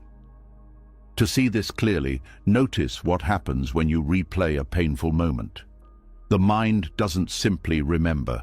It relitigates. It corrects. It rewrites. It argues with what was. It tries to change the past by thinking harder. This is not reflection. It is an attempt to dominate reality through thought, and it always fails because thought cannot alter what already happened. The cost is enormous. The body tightens each time. The nervous system reacts as if the event is happening again. You relive, you re-feel, you rehearse. Suffering becomes chronic, not because life keeps hurting you, but because the mind keeps reopening the wound. Peace is not a conclusion. It is the absence of argument. This is where acceptance becomes revolutionary. Acceptance is not a new thought you add to the debate. It is the choice to stop debating. It is the moment you drop the need to be right about your pain, to justify your anger, to prove your worth, to control the narrative. When inner argument ends, something immediate happens. Energy returns. You feel it in the body first. A release, a softening, a longer exhale. The mind becomes quieter, not because you forced it, but because it no longer has fuel. Arguments need fuel. The fuel is resistance. Inner debates often take two forms. One is argument with reality. This shouldn't be happening. The other is argument with self. I shouldn't be like this. Both are violent in their own way. Both reject the present moment. Both create suffering. The mind thinks it must choose the correct side of the argument. Should I blame myself or blame them? Should I be kind to myself or push myself? Should I let go or hold on? These debates feel important, but often they are distractions from a simpler truth. The situation is already here. The feeling is already here. The body is already reacting. The debate changes none of it. Acceptance does not choose a side. It steps out of the ring. Stepping out does not mean you stop caring. It means you stop fighting what is already true. You stop treating reality like a negotiation. This creates space for actual action when action is needed, rather than mental noise. Inner argument also creates confusion because it multiplies perspectives. One part of you wants to rest, another part calls you lazy, one part wants to speak honestly, another part fears rejection, one part wants to leave, another part fears loneliness. This internal conflict feels like complexity, but it's often fear pulling the mind in opposite directions. Acceptance doesn't solve the debate. It ends it by returning to what is true right now. What is true might be, I feel pain, I feel fear, I don't know what to do yet. These truths do not require debate, they require presence. When you state truth without argument, the mind stabilizes. It has something solid, reality. The internal debate often masks a deeper refusal, the refusal to feel. If you stay in argument, you stay in thought. Thought feels safer than raw sensation. Argument is a way to avoid contact with grief, fear, shame, or vulnerability. It keeps you busy. It keeps you away from the feeling that might actually heal if you allowed it. Acceptance ends argument by bringing you back to the body. When you feel the breath, the weight of the body, the texture of emotion, the argument weakens. It cannot survive direct presence for long, because direct presence exposes its futility. You cannot argue with a sensation the same way you argue with a story. Sensation is immediate. It doesn't negotiate. Another reason peace doesn't come from winning internal debates is that the mind can always create a counter-argument. Even if you win, another voice appears. Yes, but still, what if? This is endless. The mind is creative. It will always find another angle. Peace is not the victory of one voice over another. It is the silence that comes when you stop feeding the voices. Acceptance does this by removing the need for resolution. Many internal debates are attempts to resolve uncertainty. But some uncertainty cannot be resolved. You cannot know how everything will turn out. You cannot guarantee you won't be hurt again.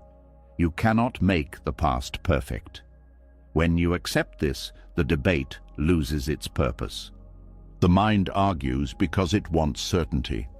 Acceptance gives it something better, tolerance for uncertainty. Tolerance is not resignation, it's strength. It's the ability to stay present without needing life to explain itself. There is also the inner argument about meaning. What does this say about me? What does this mean about my life? Am I failing? These questions may feel deep, but they often become compulsive. They drag you into identity. Acceptance pulls you out of identity and into experience. Instead of, what does this say about me? The honest truth becomes, this is happening. That simplicity is peaceful. The mind resists simplicity because simplicity removes drama. But drama is not aliveness. Drama is agitation. When drama fades, you feel quiet. And quiet can feel unfamiliar, even scary, because the nervous system has become accustomed to tension. Acceptance trains you to tolerate quiet. It also trains you to tolerate unfinished stories. Many internal debates exist because you want a clean narrative. You want closure. You want the right explanation. But life is often messy. Stories don't always resolve neatly. Acceptance allows messiness without collapsing. This doesn't mean you never reflect or think. It means thinking is no longer compulsive. It becomes a tool used when needed, not a cage you live inside.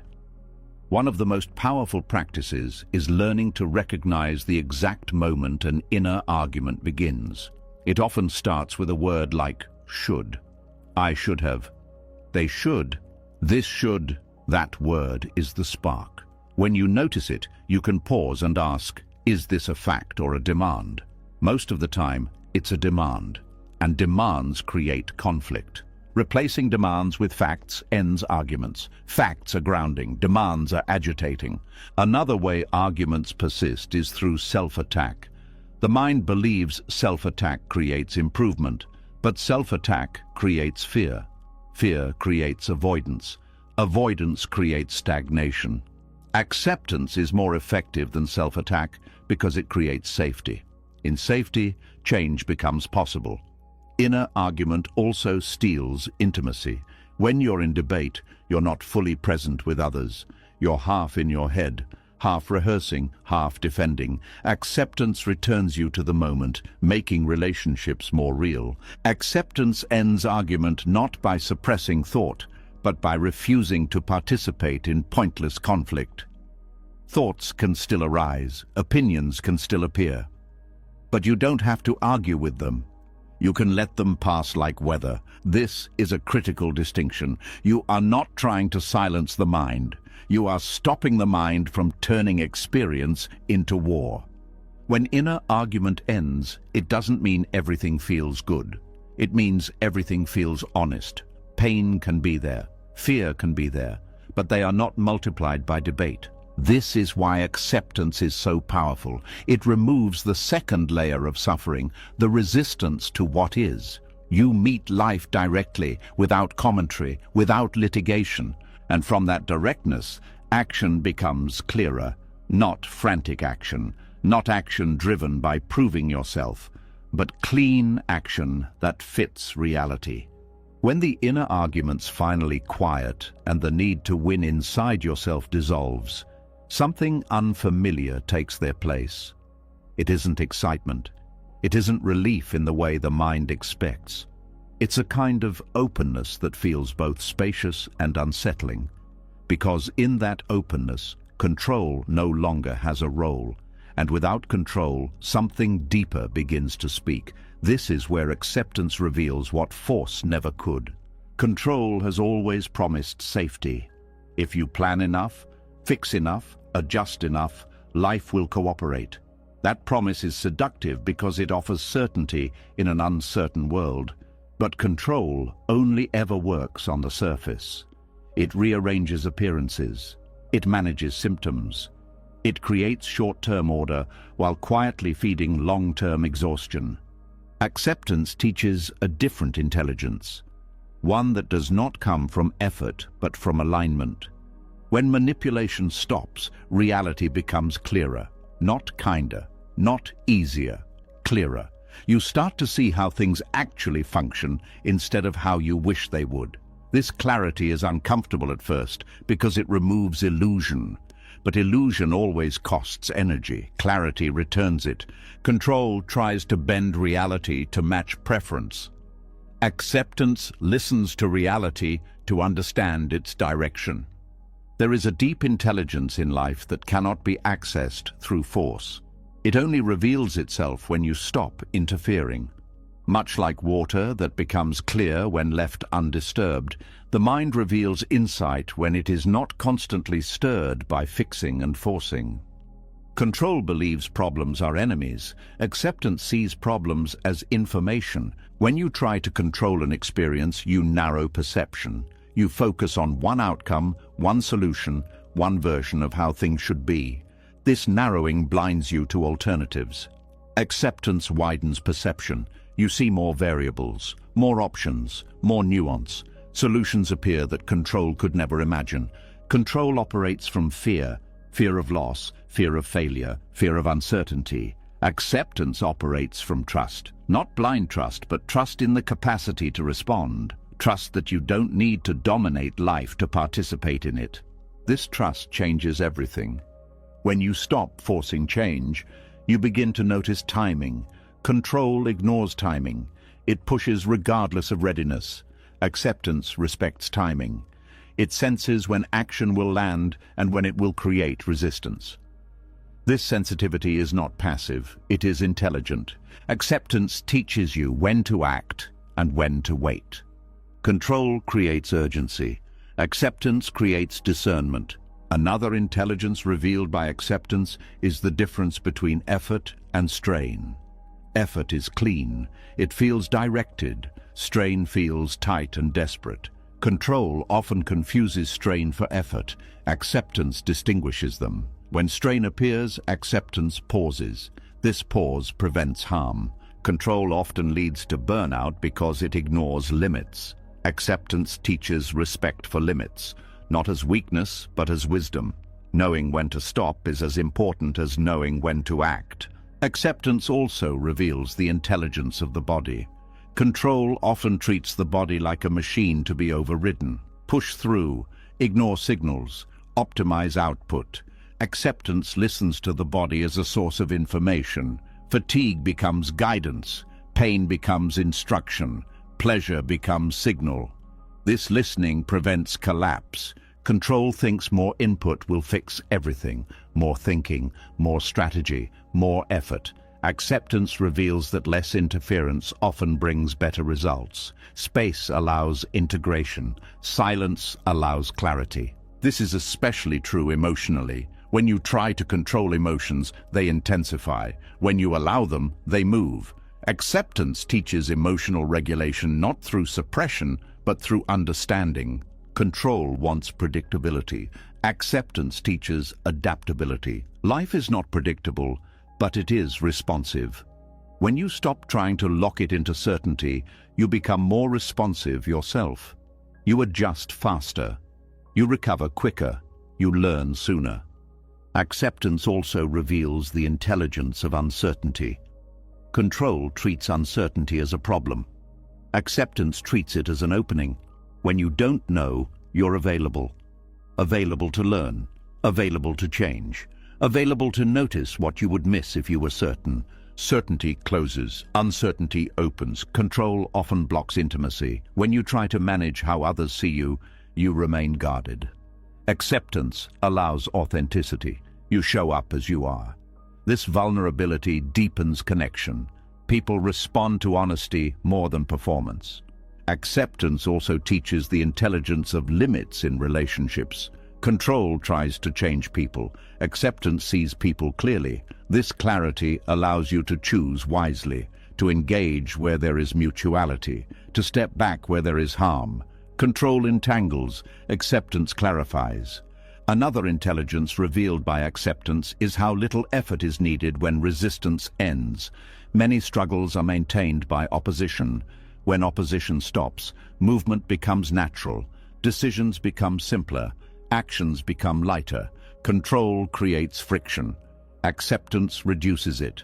Acceptance also reveals the intelligence of letting consequences teach. Control tries to prevent all discomfort. Acceptance allows natural consequences to instruct. This does not mean reckless behavior. It means allowing reality to give feedback instead of constantly intervening. Control often delays learning. Acceptance accelerates it. When you stop fixing, you begin to see patterns clearly, not as problems, but as information. You recognize cycles. You understand cause and effect. This understanding arises naturally, without analysis, when you stop interfering. Acceptance also reveals the intelligence of rest. Control sees rest as wasted time. Acceptance sees rest as integration. During rest, the mind processes, the body repairs, insight consolidates. Without rest, nothing integrates. Control keeps you busy. Acceptance makes you effective. Another teaching acceptance offers is humility. Control inflates the sense of authorship. I make things happen. Acceptance reveals interdependence. How many conditions contribute to every outcome? This humility reduces self-blame and arrogance alike. You stop taking full credit and full blame for things that were never fully yours. Acceptance also teaches gratitude without forcing it. Control tries to manufacture positivity. Acceptance allows appreciation to arise naturally. When you see life clearly, gratitude appears on its own, without effort. Control is loud, acceptance is quiet. And in that quiet, subtleties emerge. You start to notice small signals, shifts in energy, changes in mood, early signs of misalignment. Control misses these because it's focused on outcome. Acceptance notices them because it's present. Acceptance also teaches the intelligence of non-attachment. You still care, you still engage, but you don't grip. This reduces fear of loss. You participate fully without trying to own outcomes. Control tightens attachment. Acceptance loosens it. Another insight acceptance reveals is that many problems solve themselves when you stop fighting them. Not because they disappear, but because your relationship changes. What felt unbearable becomes workable. What felt urgent becomes manageable. Acceptance also exposes false problems, issues created by expectation rather than reality. Control spends energy fixing these imaginary problems. Acceptance dissolves them by seeing they were never real. Control often confuses motion with progress. Acceptance reveals that stillness can be progress. Sometimes the most effective move is not moving. Acceptance teaches the intelligence of presence. When you are fully present, you respond accurately. Control often operates from projection. It reacts to imagined futures and remembered pasts. Acceptance stays with what is actually happening. This presence sharpens intuition, not mystical intuition, but practical knowing. You sense when something is off, when something is right. This sensing guides action more reliably than strategy alone. Acceptance also teaches the intelligence of simplicity. Control complicates. Acceptance simplifies. You stop adding layers. You deal with what's in front of you. This reduces overwhelm. Another difference is how mistakes are handled. Control reacts with shame or correction. Acceptance treats mistakes as information. This learning mindset prevents repeated errors. Acceptance also reveals that forcing change often strengthens resistance. When you push yourself too hard, the mind rebels. Acceptance works with the mind, not against it. Change becomes cooperative. Control tries to dominate life. Acceptance collaborates with it. This collaboration does not mean surrendering agency. It means using agency wisely. You act where action helps. You let go where letting go helps. This balance is intelligence. Acceptance also teaches that peace is not the absence of challenge. It is the absence of unnecessary struggle. Control adds struggle. Acceptance removes it. When manipulation stops, you feel more alive. Not because life is perfect, but because energy is no longer wasted on fighting reality. Acceptance teaches you that life has its own momentum. When you align with it, things flow more smoothly. When you resist it, friction increases. This doesn't mean life becomes predictable. It means you become adaptable. When control finally loosens and acceptance replaces force, something very quiet happens inside. It's not dramatic. There's no breakthrough moment, no sudden relief. Instead, the struggle fades. The inner push and pull ends, and in that stillness, the mind begins to see. Not better, not happier, but clearer. This is the moment the mind stops fighting and starts seeing, and nothing looks the same afterward. For most of life, perception is distorted by resistance. You don't see what is. You see what you want, what you fear, what you expect, or what you're trying to avoid. Every experience passes through layers of judgment and reaction before it reaches awareness. The moment resistance dissolves, those layers fall away. What remains is direct perception. This is not enlightenment in the dramatic sense, it's sobriety, reality without intoxication. When the mind stops fighting, it stops interpreting everything as a problem. It stops labeling each sensation as good or bad before it is fully known. It stops narrating experience in a way that keeps identity intact. Seeing replaces storytelling. At first, this can feel strange, even disappointing. You may expect peace to feel warm or comforting, but clarity often feels neutral, clean, undeniable. Reality becomes simpler, but not easier. The difficulty is still there. The pain still exists. The uncertainty still remains. But the confusion around them disappears. Confusion is what resistance creates. Clarity is what acceptance reveals. When resistance dissolves, perception sharpens because attention is no longer split. Before, part of the mind was fighting, another part was defending, another part was planning escape. Now attention gathers. It rests in what is happening. This unified attention sees details that were always present but never noticed. You begin to notice subtle sensations in the body, microtensions, softening, the exact texture of emotion, the difference between fear and anticipation, between sadness and fatigue. These distinctions matter because they change how you respond. When perception sharpens, reaction slows. You no longer confuse sensation with threat. A tight chest is no longer immediately interpreted as danger. A heavy mood is no longer treated as failure. Seeing breaks automatic reaction. The mind also stops projecting as much. Before, you were often seeing the future through fear or hope, or the present through memory. When resistance ends, projection weakens. You see what is in front of you, not what you think it means. This doesn't make life easier. In fact, it can make certain truths harder to avoid. You see clearly when something is ending. You see when effort is no longer aligned. You see when a relationship is unhealthy. You see when you are exhausted. Clarity removes comforting illusions, but clarity also removes unnecessary suffering. When perception sharpens, you notice how much pain was being added by thought, not pain itself, but commentary. The "this shouldn't be happening," the "what if this never ends," the "why am I like this?" When these thoughts fall away, experience becomes more manageable, even if it remains difficult. Seeing also reveals that many struggles were never about the situation. They were about resistance to the situation. The mind was fighting a version of reality that no longer existed or never did. Once the fight ends, energy returns. Another change is how you experience time. When resistance is present, time feels heavy or rushed. You want the moment to end, or you want to get somewhere else.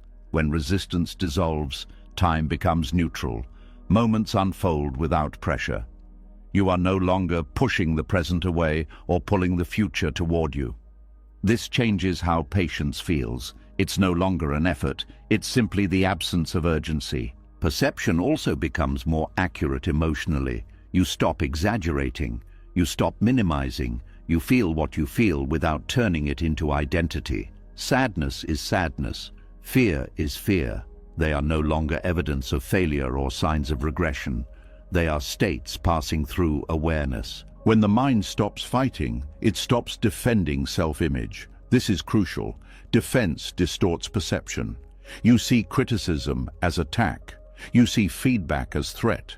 You see uncertainty as danger. Without defense, you see information instead of insult. This makes learning possible. Seeing clearly also reveals cause and effect more honestly. You notice how certain thoughts lead to tension, how certain habits lead to fatigue, how certain boundaries restore energy. This understanding doesn't come from analysis. It comes from observation without interference. Reality becomes simpler because you stop adding layers. You stop making everything about you, about your worth, about your story, about your future. Things are allowed to be what they are. Simple does not mean pleasant.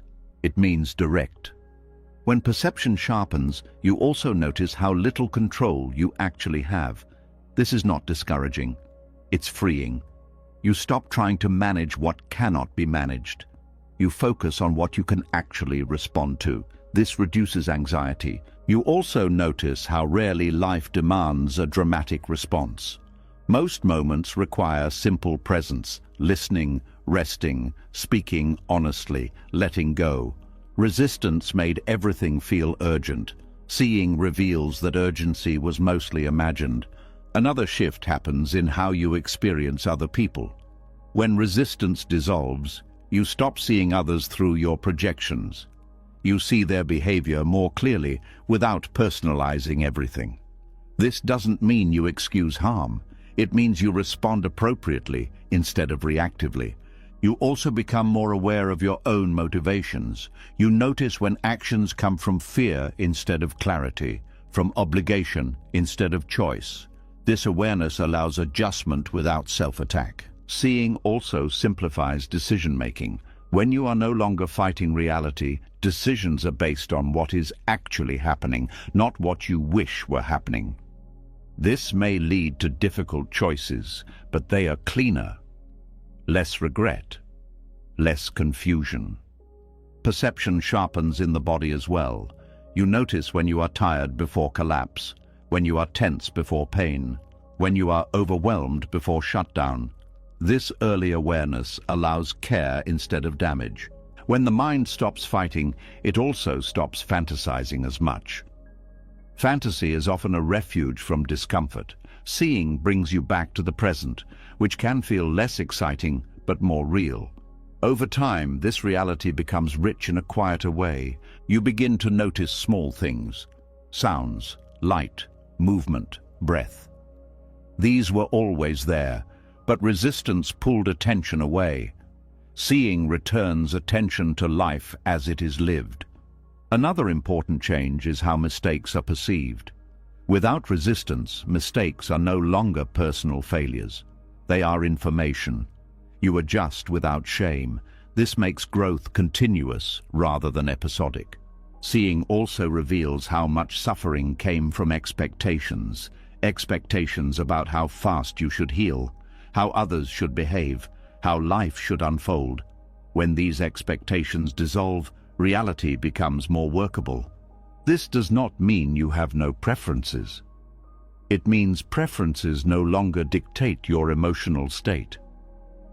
When perception sharpens, you also become aware of subtle joy, not excitement, not pleasure, but a sense of okayness that exists even alongside pain. This joy is not dependent on circumstances. It arises from alignment with reality. Reality becomes simpler because you stop asking it to be something else. Seeing also makes grief cleaner. When loss occurs, you feel it fully without resistance. The pain is sharp, but it is not prolonged by denial. Grief moves through rather than getting stuck. You also become more honest with yourself and others. Without defense, there is less need to lie or perform. Honesty simplifies relationships. You say less, but mean more. The mind stopping its fight also reveals a deeper intelligence at work. Not personal intelligence, not strategic intelligence, but the intelligence of awareness itself, the ability to know what is happening without distortion. This intelligence does not solve all problems. It changes how problems are met. You stop escalating them mentally. You meet them proportionally. Seeing also removes a sense of victimhood, not by denying harm, but by removing the belief that life is happening to you personally. Life is happening. You are part of it. This perspective reduces bitterness. Another effect is reduced mental noise. Thoughts still arise, but they are not sticky. You don't chase them. You don't wrestle with them. They pass. Silence increases naturally. In that silence, perception becomes more refined. You notice intention before action, emotion before reaction. This gives you choice. Reality becomes simpler because it is no longer filtered through constant interpretation. This simplicity does not make life painless. It makes it navigable. When the mind stops fighting, it also stops seeking constant reassurance. You don't need life to prove anything. You don't need guarantees. You meet what comes. This meeting creates confidence, not bravado, quiet confidence. The confidence that comes from knowing you can see clearly and respond. Seeing also changes how you experience uncertainty. It becomes less threatening. You stop filling unknowns with fear. You let them be unknown. This reduces anxiety dramatically. The moment the mind stops fighting is the moment you realize how much energy fighting was consuming. Without that drain, you feel more alive, more present, more capable. Reality doesn't become easier. Pain still hurts, loss still hurts, change still destabilizes, but reality becomes simpler because you are no longer complicating it. This simplicity is the ground for deeper learning. When perception is clear, learning accelerates, not through discipline, but through openness. and that openness is the doorway to the next understanding, where the mind discovers it learns fastest, not when it defends itself, but when it stops protecting an image and allows truth to enter freely.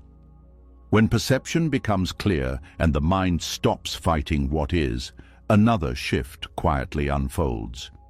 You start to notice how different learning feels. It's no longer heavy, no longer forced, no longer something you have to discipline yourself into. Understanding begins to arrive faster, more naturally, almost on its own. And the reason is simple. The mind is no longer defending itself. Defense slows learning. Openness accelerates it. Most people believe growth requires pressure, effort, willpower, pushing through resistance. They believe the mind learns the same way muscles grow, by strain and repetition. But inner learning does not work like physical training. The mind does not open through force. It opens through safety. And defense is the opposite of safety. When the mind is defending itself, it is not curious. It is protecting an image, a story, a position. It is busy maintaining identity. And a mind that is busy protecting cannot learn efficiently because learning threatens what it already believes. Defense says, I already know. Openness says, let me see. The moment the mind stops defending, it becomes receptive. Receptivity is not weakness. It is intelligence without armor. And intelligence without armor learns quickly because it does not have to filter everything through fear. Defense shows up in many forms: justification, over-explaining, blaming, minimizing, comparing, proving. These are not neutral habits. They are shields. Each one blocks information that could lead to insight. For example, when something painful happens and the mind immediately explains why it's not a big deal, learning stops. When the mind blames someone else, learning stops. When the mind turns inward and attacks itself, learning stops. In each case, defense has replaced curiosity. Openness feels different. It doesn't rush to interpret, it pauses. It allows experience to register fully. This pause is where learning happens. The mind learns fastest when it is not trying to be right. Being right protects identity. Learning dissolves it. This is why discipline and willpower have limits. They can force behavior temporarily, but they cannot force understanding. You can discipline yourself to meditate, but you cannot discipline yourself into insight. Insight arises when conditions are right. And the most important condition is openness. Openness means allowing the possibility that your current view is incomplete, that your reaction might not tell the whole story, that your assumptions might be outdated. This allowance creates mental flexibility. Flexibility accelerates learning. A defensive mind is rigid. A receptive mind is adaptive. When the mind is defending, it interprets feedback as threat. Criticism feels like attack. Failure feels like humiliation. Uncertainty feels dangerous. In this state, the nervous system is activated. Stress hormones rise, attention narrows, learning capacity drops. When defense drops, the nervous system relaxes, attention widens, information flows more freely. You see patterns instead of isolated events. You notice nuance. You integrate faster. This is not theory, it is observable. Think about moments when you truly learned something meaningful. They rarely came from pressure. They came from moments of honesty, of vulnerability, of openness to being wrong. The mind learns when it feels safe enough to admit, I don't know. Defense hates that sentence. It feels like collapse. But in reality, I don't know is the doorway to insight. Another reason openness accelerates learning is that it allows emotion to be processed instead of suppressed. Suppressed emotion occupies mental space. It drains attention. When emotion is allowed, it completes itself. This frees cognitive resources for understanding. A defended mind is crowded. An open mind is spacious. Defense also fragments attention. Part of the mind monitors how it appears. Another part scans for threat. Another part rehearses explanations. Learning requires unified attention. Openness brings attention back together. This is why presence is so powerful. When you are present, you are not defending, you are receiving. And receiving is how learning happens. Willpower often tries to override resistance. Openness listens to it. Listening reveals information that willpower ignores. And information is what leads to insight. When the mind stops defending, it also stops rushing. Defense creates urgency. Fix this now. Prove this. Resolve this. Urgency narrows perception. Openness allows time. Time allows complexity to be seen. Learning deepens when the mind is not in a hurry. Another key difference is how mistakes are treated. A defended mind treats mistakes as evidence of failure. It hides them, rationalizes them, or attacks itself over them. An open mind treats mistakes as data. It studies them without shame. This leads to rapid adjustment. Shame is one of the greatest learning inhibitors. Openness dissolves shame by replacing judgment with curiosity. The mind also learns faster when it is not defending an identity. When you are attached to being a certain kind of person, learning that contradicts that image feels threatening. You resist it. When identity loosens, learning flows freely. This is why beginners often learn faster than experts. Beginners have less to defend. They are open. Experts sometimes cling to what they know. This clinging slows learning. Openness returns you to beginner's mind. Another aspect is how the mind relates to discomfort. Defense tries to eliminate discomfort quickly. Openness allows discomfort long enough to understand it. This understanding prevents repetition. You learn once instead of suffering repeatedly. A defended mind avoids discomfort. An open mind learns from it. Defense also creates selective perception. You only notice information that supports your existing beliefs. Contradictory information is dismissed. Openness allows all information in. This creates a more accurate understanding of reality. Accuracy matters. You cannot learn effectively from a distorted view. When openness replaces defense, the mind becomes more honest. It sees what is actually happening instead of what it wishes were happening. Honesty accelerates learning because it removes confusion. Defense confuses. Openness clarifies. Another reason learning speeds up is that openness allows integration. Insights are not isolated. They connect to other experiences. They change behavior organically. You don't have to remember to apply them. They become part of how you see. This integration is what makes learning durable. Willpower can create temporary change. Openness creates permanent change.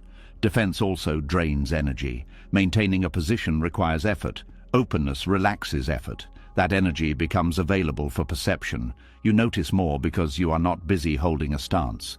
Learning thrives in relaxed attention. There is also a difference in emotional tone. Defense is tense. Openness is calm. Calm does not mean passive. It means clear. Clarity is fertile ground for insight. When the mind is calm, it can hold complexity. It can see multiple factors at once. It can tolerate ambiguity. This allows deeper understanding. Defense simplifies reality in the wrong way. It reduces everything to threat or safety. Openness simplifies reality in the right way. It removes unnecessary layers and sees what matters.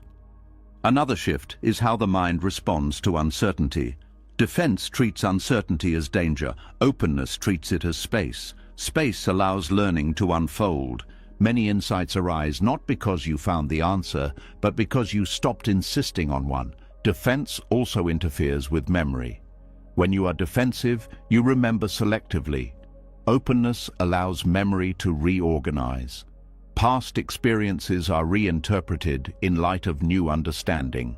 This is learning at depth. Openness also changes how you listen to others. You are no longer listening to respond or defend. You are listening to understand. This expands perspective. Learning becomes relational instead of isolated. Defense creates walls. Openness creates bridges. Another important factor is humility. Openness requires humility, not humiliation. Humility is realism about your limits. This realism keeps the mind flexible. Flexibility is essential for learning. A defended mind resists feedback. An open mind welcomes it, even when it stings. This does not mean believing everything you hear. It means considering it honestly before rejecting or accepting. That consideration is where learning happens. Openness also accelerates learning because it allows rest. A tired mind learns poorly. Defense is exhausting. Openness reduces inattention. Rest restores learning capacity. There is also a biological aspect. When defense drops, the body shifts out of fight or flight. Blood flow returns to areas of the brain responsible for integration and insight. This is not metaphorical, it is physiological. Openness literally changes how the brain functions. Discipline can keep you going when motivation is low, but it cannot create insight. Insight arises when the mind feels safe enough to relax into truth. Defense is fear-based. Openness is curiosity-based. Curiosity is one of the fastest learning accelerators. It keeps attention engaged without tension. It invites exploration instead of forcing answers. When curiosity replaces defense, questions change. Instead of, how do I get rid of this? The question becomes, what is this showing me? That shift alone transforms suffering into learning. Openness also shortens learning cycles. Instead of repeating the same lesson through pain, you learn it once through awareness. This saves time and energy. Defense delays learning by turning lessons into battles. When the mind stops defending, it also stops needing to be perfect. Perfectionism is a form of defense. It prevents experimentation. Openness allows trial and error. Error is essential to learning. Another shift is how you relate to success. A defended mind clings to success and fears losing it. An open mind enjoys success without attachment. This keeps learning alive even when things go well. Defense wants stability. Openness accepts change. Learning is change. When openness becomes your default stance, life becomes your teacher instead of your opponent. Every experience contains information. You are no longer filtering it through fear. You receive it directly. This is why openness accelerates insight more than discipline or willpower. It removes the barriers that slow learning down. You've just walked through something most people spend their entire lives running from. You saw that resistance is not strength, that pain is not the enemy, and that suffering is not random. You saw how discomfort carries intelligence, how patterns repeat until they're understood, how control blinds while acceptance reveals, and how peace doesn't arrive by winning battles inside your mind, but by laying the weapons down. What you stop resisting doesn't disappear. It speaks, it teaches. And when you finally listen, life becomes simpler, clearer, and far more honest. Acceptance is not giving up, it's waking up. It's the moment you stop arguing with reality and start learning from it. And once that happens, nothing you go through is wasted. Every moment becomes instruction. Every struggle becomes guidance. Every breath becomes part of the path. If something in this message resonated with you, leave a comment and write, "I'm ready to listen." It helps this wisdom reach others who are still fighting what could be teaching them. And if you want more teachings like this, calm, deep, and grounded in truth, subscribe to the channel and stay with us. The path doesn't end here. It gets clearer. What you stop resisting begins to teach you.